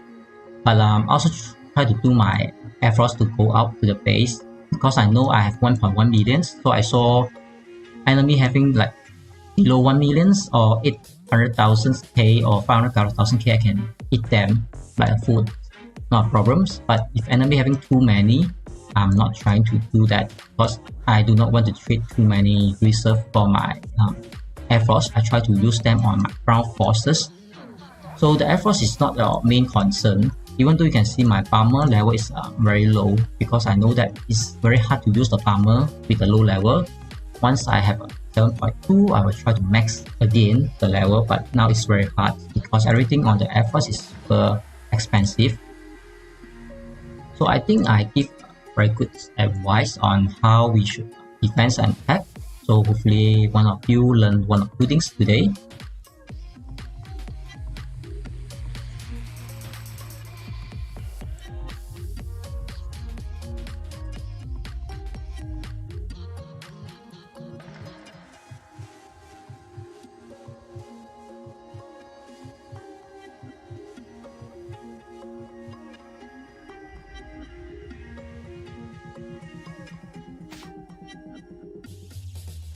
You can see enemy about 10 minutes out in the PC, and my base is low, that basically have no HP.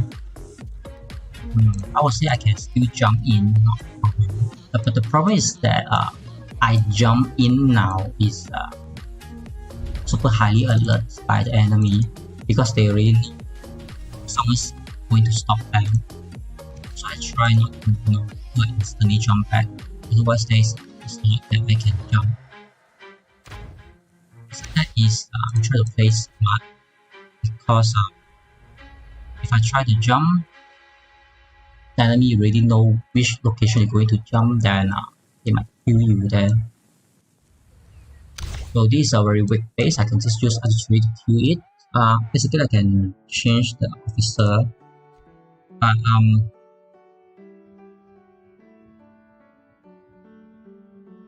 it's very weird that I'm using this. Yeah, I should change it.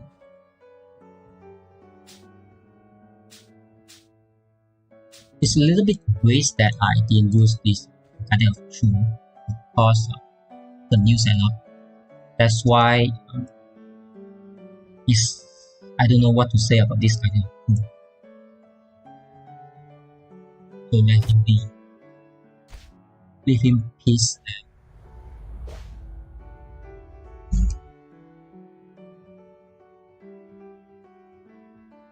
You can see enemy recovered borders area.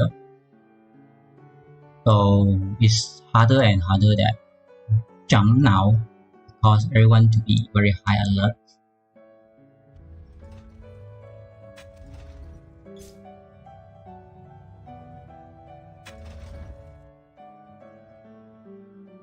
This guy is low. I can kill him one more time, but might be success, might not be success. If success, we are having no celebrations. Without the success, is like contributing your troops to your enemy. But for the fun, I can still jump, of course.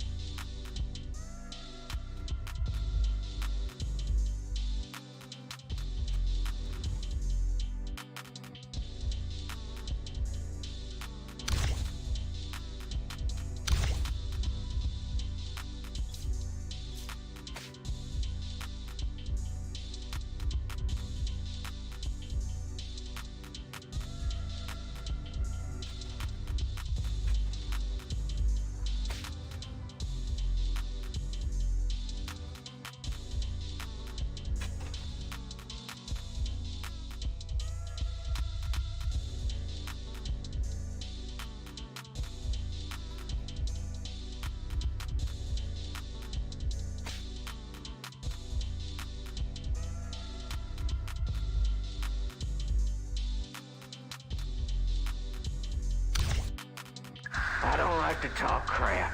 As I said, shells don't have eyes.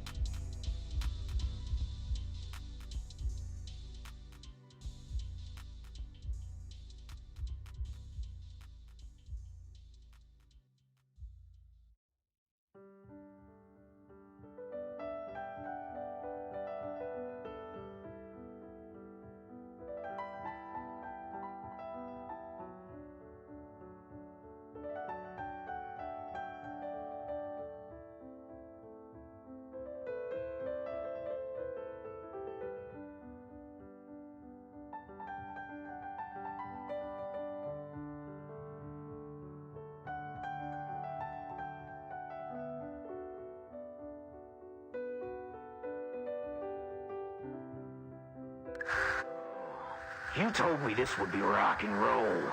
Is the world after the war gonna be so exciting?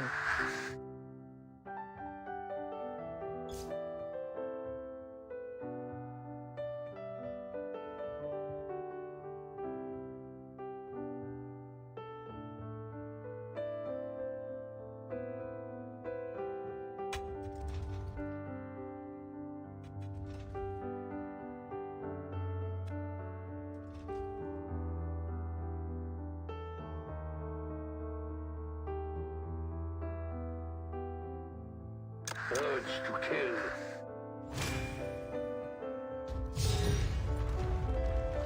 They fulfill my hunger.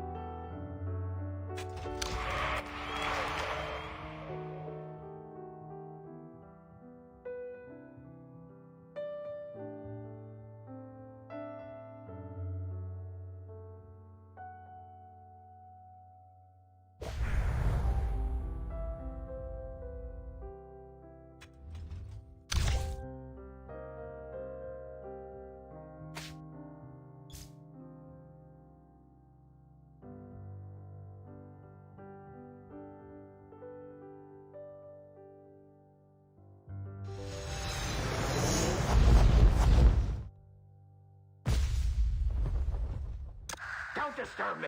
This is only an appetizer. Let's rock and roll. Let's rock and roll.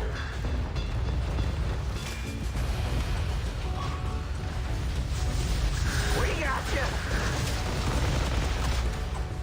Are they done? Let's rock and roll. Thank you. You're the green, don't flag your eyes. Crush them. Are they done? There's a good fight. You're the green, don't flag your eyes. Flying flag and forever in peace. May you wave. We got you. Commander, our garrison You're will the be green, defended. don't flag your eyes. It was awesome. Commander, our garrison will defend us. Now is the time. HQ, I got some trouble. It's off. So as somehow I still jump back to this side, so you can see that I try to do my best, and of course remember to kill the artillery first. So you can see that the artillery really went down half of it, and this guy tried to be, then this guy is really scared and trade off. That's why you can see without artillery basically they have to retreat, not much they can do. If this guy try to coming back, I can use my super heavy to kill them. Not because my super heavy can kill them now, because at least I can take their damage, take their skill damage to my super heavy, so not to let them have the skill to my base. So my super heavy going back to the base to have a free attack as well, but I also try to move out now just to chase off some of the artillery, not to let them kill my base. So you can see that they're trying best to kill my base, but it's nothing worry. At least I can defend for now. So some of them try to kill my artillery, so I have to save my artillery going back to the base. Make sure that no one pick off my artillery freely. And I forgot to press this one, this big mistake, because the more troop you have, the more defense you have. So you can see they're focusing to kill my super heavy instead of kill my base. So without artillery, my base 100% survive. So no worry about that. So I can move my artillery out to be supportive. So this guy tried to kill my artillery, so I can let him, but my base is going to pick off him, because I need to support my super heavy a little bit more. But I aware that basically I can drag back, so my base will cover my super heavy a little bit more. Just not to let them siege. And then we have to be very aware that your super heavy position is very important. Facing front will have more advantage of the defense. Facing the rear or the side, having a less defense. So always remember to kill the artillery first, not to kill the tank, but also let your super heavy to be outside, so your super heavy will take some of the damage from your base instead of let the enemy have free attack. So you can see enemy having a very low troop that still continue to attack me. Actually is free to let me kill them, so I'm not worried at all. But consider you always have to kill off the enemy archery. Like this guy, almost like charging the skill damage already. Have to be very quickly to kill him before he charge the skill. You can see he already charged the skill. That is not good things. But nothing much I can do. I already did my best. Commander, our garrison will So I still consider to take off them. Commander, our garrison So when you see anyone try to aim your troops, so you can fight them back, not to let the enemy kill you. Because inside the base, the archery will do the things automatically. So I think now is doing very good job. If this guy is going very low, actually I can take him down, but everyone is trying to attack me. So now actually I can take this guy down because he doesn't have defense. And this armor is going down, not a problem. To take down this guy, actually the benefit of next jump, I have more space to jump. I'm not going to use all of them because I'm not trying to let my advantage to go down, because I having advantage now is because someone activated my base. So not going to lose that. I also try to play very carefully. You can see. So I'm putting some how did this guy pop up here? I think he's lilith here, but it's no worry because I'm still doing okay. So anyone have a range that you can attack, you try to play aggressive to let you attack them, and you. So basically, I can put my Air Force up here and out here. So to make sure that you have to always cover your archery, not to let anybody take it off, but also try to attack the enemy whenever you can. So you can see that I already do the things automatically. Super strong defense now that I have. The archery inside your base actually is doing the things, so you don't need to always say that they have to be always out. Put them out is mainly you have to aim. That means I have to kill the archery. Like now, so many things that I saw a hit that is Anthony. I try to pick up the Anthony because mostly people put Anthony on their first choice, so it's very easy to notice. So beside that, nothing much that I should aware.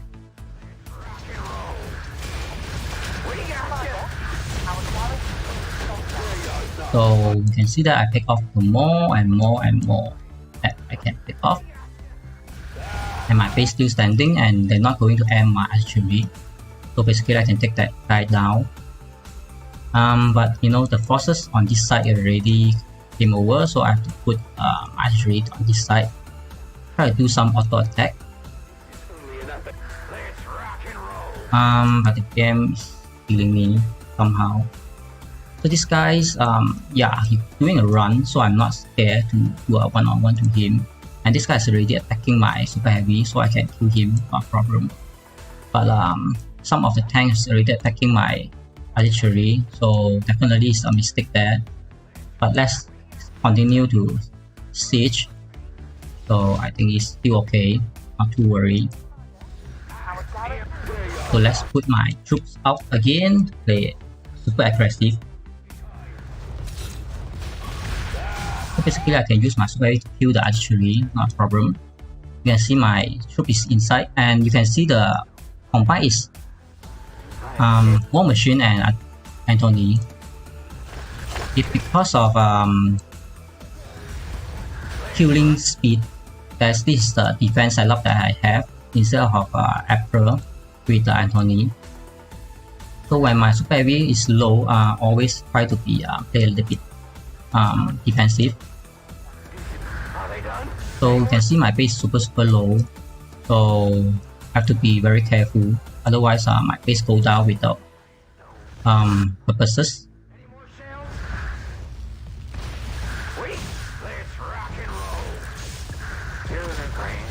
So I can try to trade off as much as I can and try not to let any archery to land their skill to you.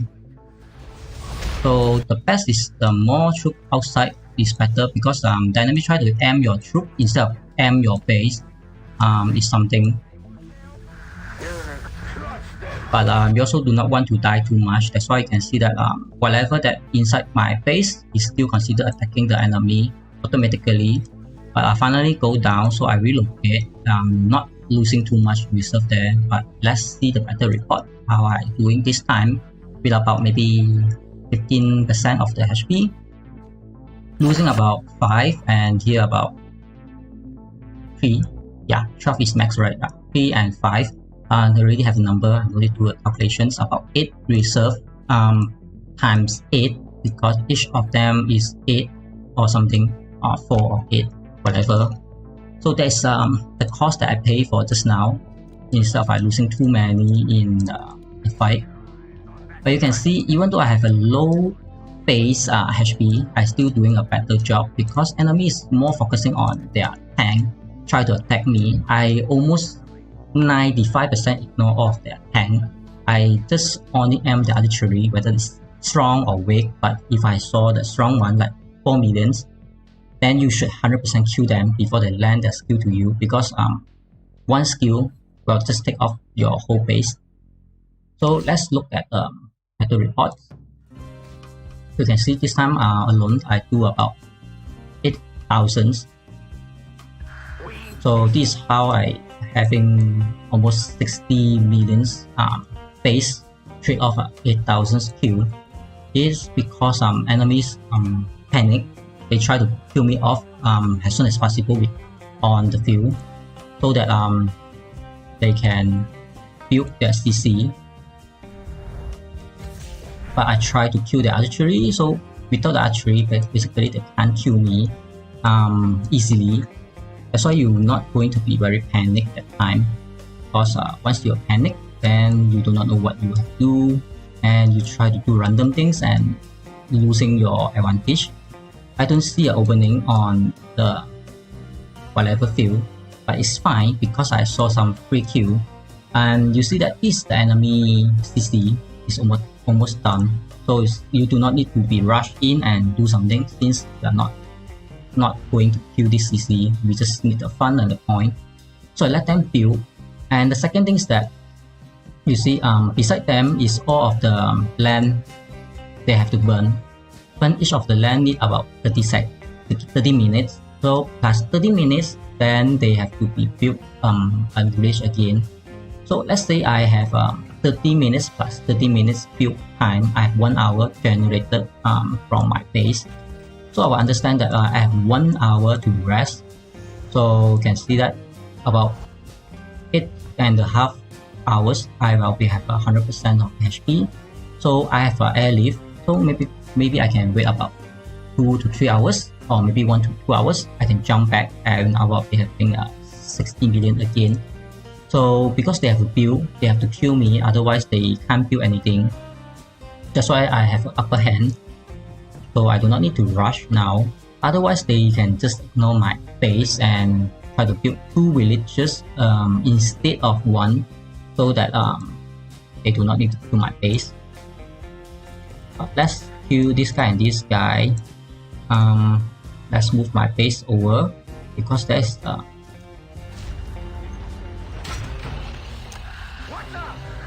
alright, let's kill this one, move my base somewhere here. Yeah. So one thing you have to be very careful about this level 3 city, because this is open area and it's not same to the Moscow. Mostly we play in Moscow, we have some kind of jet lag. I would say the jet lag is because of in Moscow you can't airlift on the open area. That's why you saw the enemy, or you seeing some enemy walk around or whatsoever. You can't airlift there. You just look at them and try to walk to them. But in level 1, 2, 3 city, you can actually airlift to the enemy. That's why it's a little bit jet lag that you have to be adjust back. That actually can airlift to the enemy side instead of you thinking that you can't airlift to the enemy side. We have that problem once we finish playing the master, because in and out sometimes you're jet lag, but sometimes you're not. So this guy put his Air Frost on the air. I can kill him, but my base is not deployed. I have to wait a bit more to kill it, because it's under 100k. It's very easy to eat.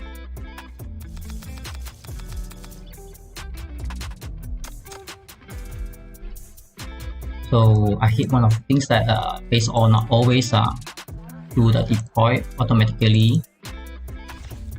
Let's eat the air foods first. Alright.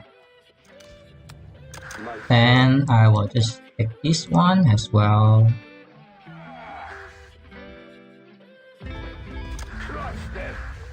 So I'm not very worried about my setup, because this is not a siege one, but it's not a very strong base, so I don't really worry about that. So I can look at the HP of my square V. If somehow get to the yellow, I can just do a retreat. Otherwise, I can just let it be. Now it's about time to retreat, but the game is not responding. Yeah, hopefully I save my square V. Yeah, I still save my square V. So let my square V have some rest inside the base. Retreat our Air Frost, not to let anybody take it. To be a free lunch. So from 2.7 millions up to 5 million, about 2.3 millions that I gain. Supposed to be okay.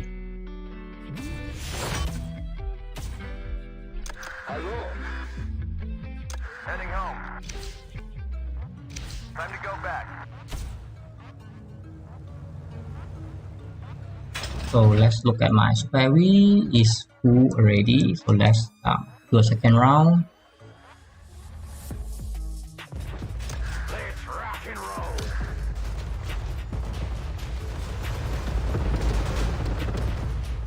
You can see after the skill, instantly the base die, but the normal damage actually is not very scary. Any more shells? Commander, our garrison will We be got defended. ya. Let's rock and roll. So what you should always defend your base is dodge the enemy skill. How you dodge it is you have two ways. The first way is you try to kill them by pick them off. The second way is try to give something for them to aim. So if the enemy change the target and aim back to your base, basically their skill will be gone, because whatever aim your base, they will be reset their skill preset. That's why that's the two ways that you can dodge the skill. Other than that, you actually have a third options that you can still dodge the enemy skill, is to relocate your base, but not the situation in the swamp, because once you're in the swamp, you can't relocate your base.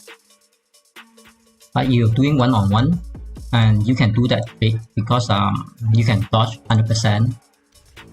Let's rock and roll. But I don't think there is a chance for me to show one-on-one by now.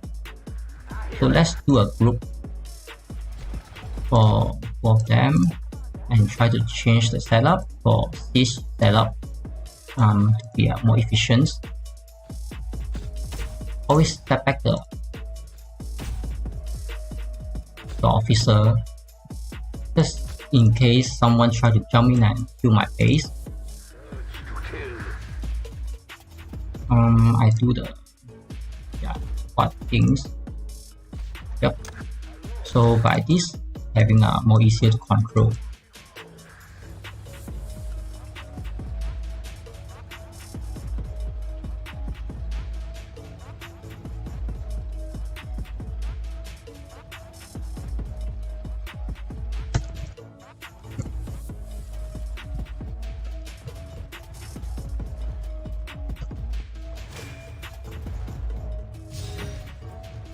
Yeah, about the officer setup, actually there is no any OP, I mean overpowered setup or style in the game, because it's very rounded of the meta. Like previously, we have OP setup is artillery plus this super heavy. That's why almost everyone's playing this setup because this is the previous OP setup. But not now because the tank is already buffed. So everyone having their own playstyle. So I wouldn't say one setup is the perfect for everyone. That's why my previous videos also try to tell if you want to be a siege group, or you want to be a support group, or you want to be an open battlefield group, then you should have different setup. You can refer to that. Video so that be more easily for you to have a setup. Try to pick off this guy,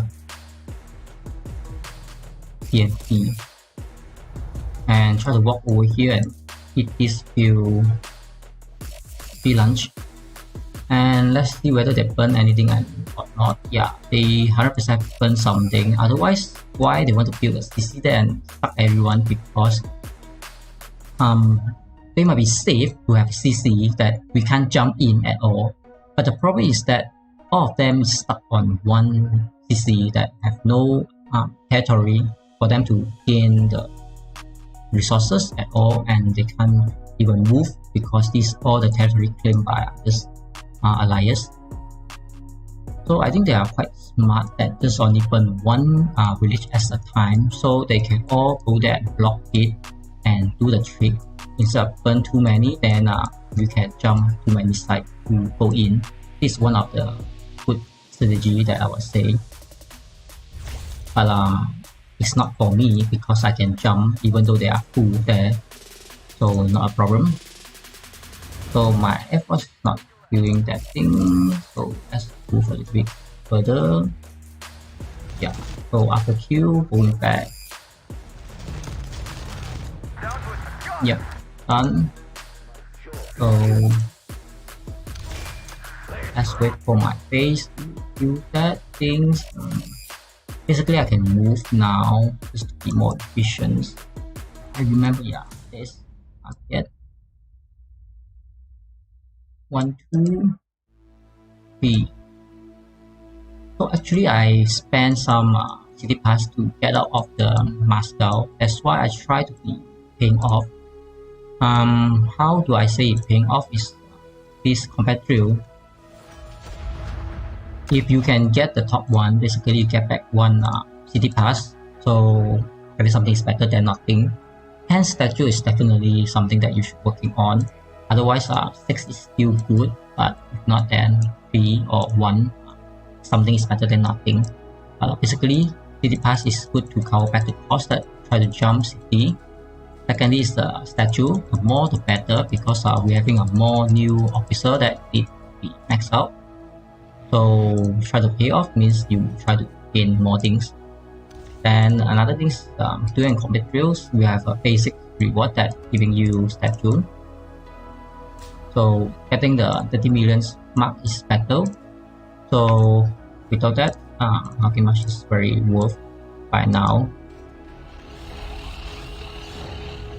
So let's move my base to another side, be more efficient.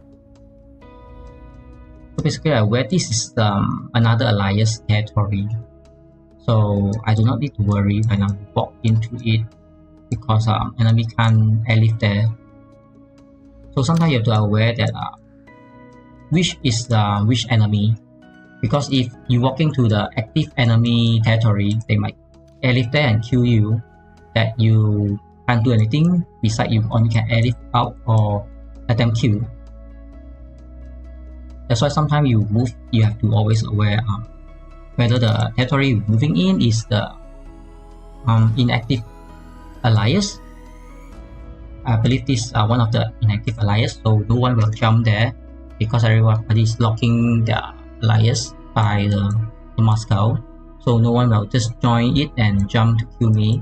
Instead they can jump to the open field. But it's still not very scary for me because I actually still can fight there. Yeah, so but of course monitoring them is better, just to make sure it's nothing out of sudden. Kill my things. But my second group also have to be very careful because I also not let them to get kills. That's why I use auto attack move. Yes, I use some move to let them go without a fight. I am working on it. Let's rock and roll. Don't push me. So mostly I will say that all of the combat drill I always top 1 because I'm very active on this combat drill on the weekend. Other than that, nothing much to do in the game because Moscow is supposed to be very interesting, but we already won, and really nothing much to do there. Even though we try very hard, still nothing much to do. So besides that, I will celebrate a little bit more or less for this VIP 15 to 16 that I will have extra 1 gold blueprints per days. So that is very important things that might get something good, might be something bad. But having something extra is always better. But still need a lot of points for this VIP, so I'm working out. So not going to rush it because need gold for something else. Not going to rush to the VIP yet because I have this alliance point that I can buy the VIP. So once I reach there, I can buy the VIP there. So no big deal. So we should recommend this because this one already maxed out. So let's collect something. So if you're aware that we are on 36th level of our alliance chest, so we are very actively on this purchase chest plus the bunker things. That's why our level is very high. I also aware others alliance also getting that level as well. So in the future we might meet some very challenging enemy alliance or other server alliance that is very challenging. So hopefully we can have a good fight with them so I can show more fighting footage and more things to learn, of course, from the game. And also talk about the so you can see that burning these villages take time, so I have time for my base to heal, but also not to jump too earlier because the more HP you have, the more you can trade off the enemy, that's for sure. That's why you're not trying to do that too early. I am working on it.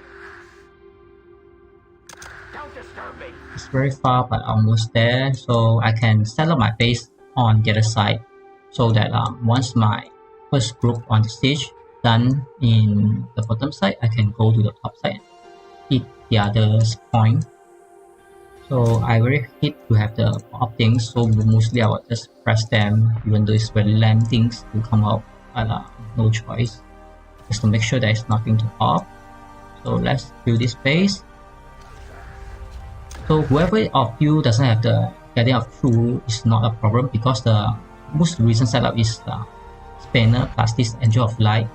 And you can see my Angel of Light is not max yet because she is super useless from the previous setup, but until the 3.0 suddenly she become very OP.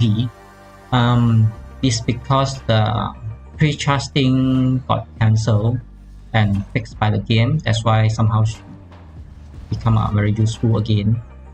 You can see I try to work her out, almost max her, but it's not any time by this month. I think maybe under 2 months or 1 month something I will max her. Then I will try to work on the second officer. Otherwise, actually already have a golden. You can see already maxed out. Just last 90 over statue, but at some point I abandoned her because no one going to use this Air Frost.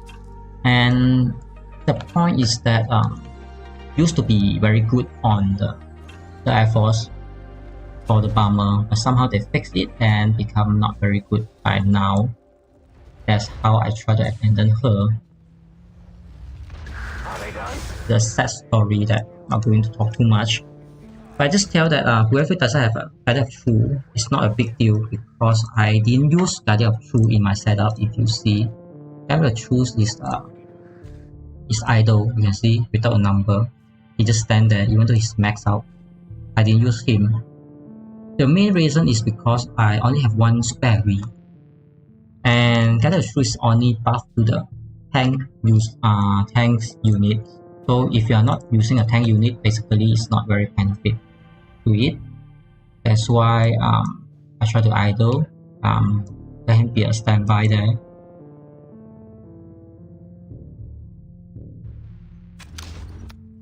Basically, I can't kill this base with 2 troops, but I can kill him with my full setup later maybe.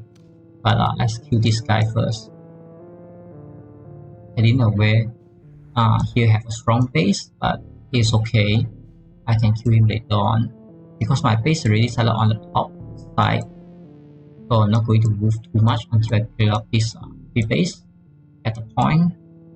And moving back down here to hit another point on the other side. Yeah, that's the things I'm going to do.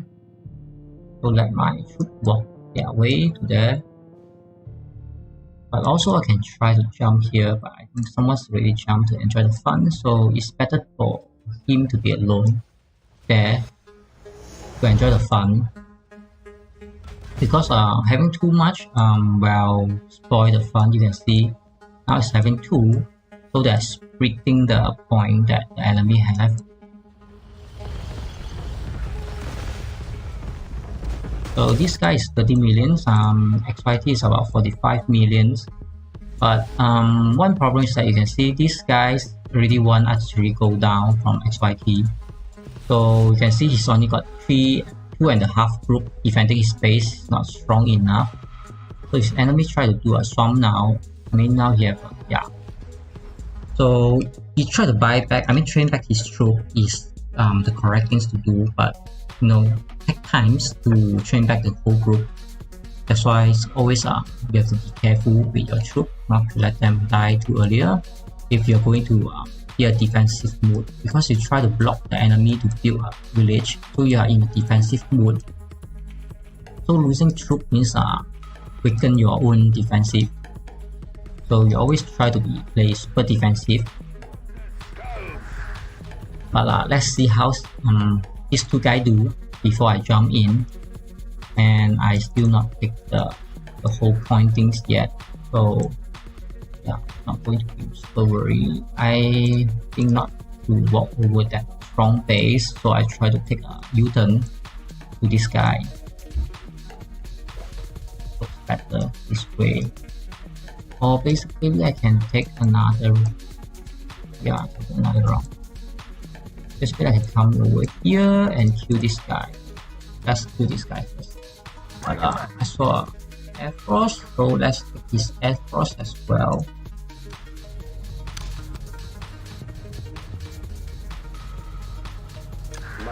Let's walk over here and kill this guy and go back there and kill that guy.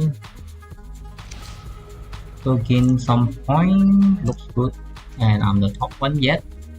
But just a few hours of today, so not decided who's top yet and who's not.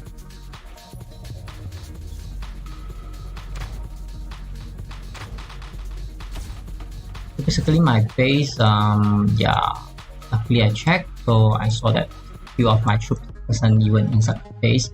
So basically you do not really worry about your base HP because your base is low. So if anyone try to kill it, you just relocate, then you regenerate it, regenerate back, not problems. So you do not need to worry about someone going to kill it, and you have to do very carefully about this. Basically you do not need to do that because your base is already destroyed once, so destroy a few more times is not a problem, and these are key locations. So I do not need to be here, so I can be anywhere. So let's look at how's the XYT doing. So you can see he's on this 3.5 group, and the enemy do a big swamp. So he basically just all the troops stay inside the base instead of going out to do something else. Then it go down super quick. I think maybe like 10 to 15 seconds the most. Then it go down. He's about 45 million power. So you can see the difference. All the way is try to stay inside the base, not the super good options. But if you are not confident that you can do anything, so I think better you try to stay inside. And I'm not going to jump now because my base is super low. And if I jump now, I waste another airlift that I done nothing. Better just wait a little bit more. And the previous time I tried to jump in is because I have the assist repairing my command center. That's why I have more HP than now. That's why I can jump there, and then I gain about 8,000 skill. This one, yeah, gain about 8,000 skill, so it's worth for the airlift that to jump in, because the previous one I have 100% base. I feel about 6,000 something, and then 6,000 something and 3,000 about 12,000. Yeah, so supposed to be okay because 8,000 and 12,000, you know, is almost there. But this is about I mean the 12,000 is about 15% or 20% of my HP only with my base. So I say that is very good trade. So sometimes you trade things, you have to consider about what's the situation, I mean what is the status of your own and what you should achieve, what you want to achieve when you want to jump in. It's not randomly jump in and try to do nothing. So you can see the big difference. I understand what I should do and I do the things correctly. I'm not going to waste my airlift. So basically they are built very far at no interactive, no instructions, not sure what they want to do there. The most thing we want to get from this city, I think, is the title. For them is the path for the fort and the academy that can give them buff, or maybe they try to get the airport maybe. But for me, I'm just here for the Battle Honor events with the competitive points only. Other than that, I'm not really interested to see which side is going to win or lose. I'm just here to find the fun and show some battles. And because I also try to do a series of attack and defense.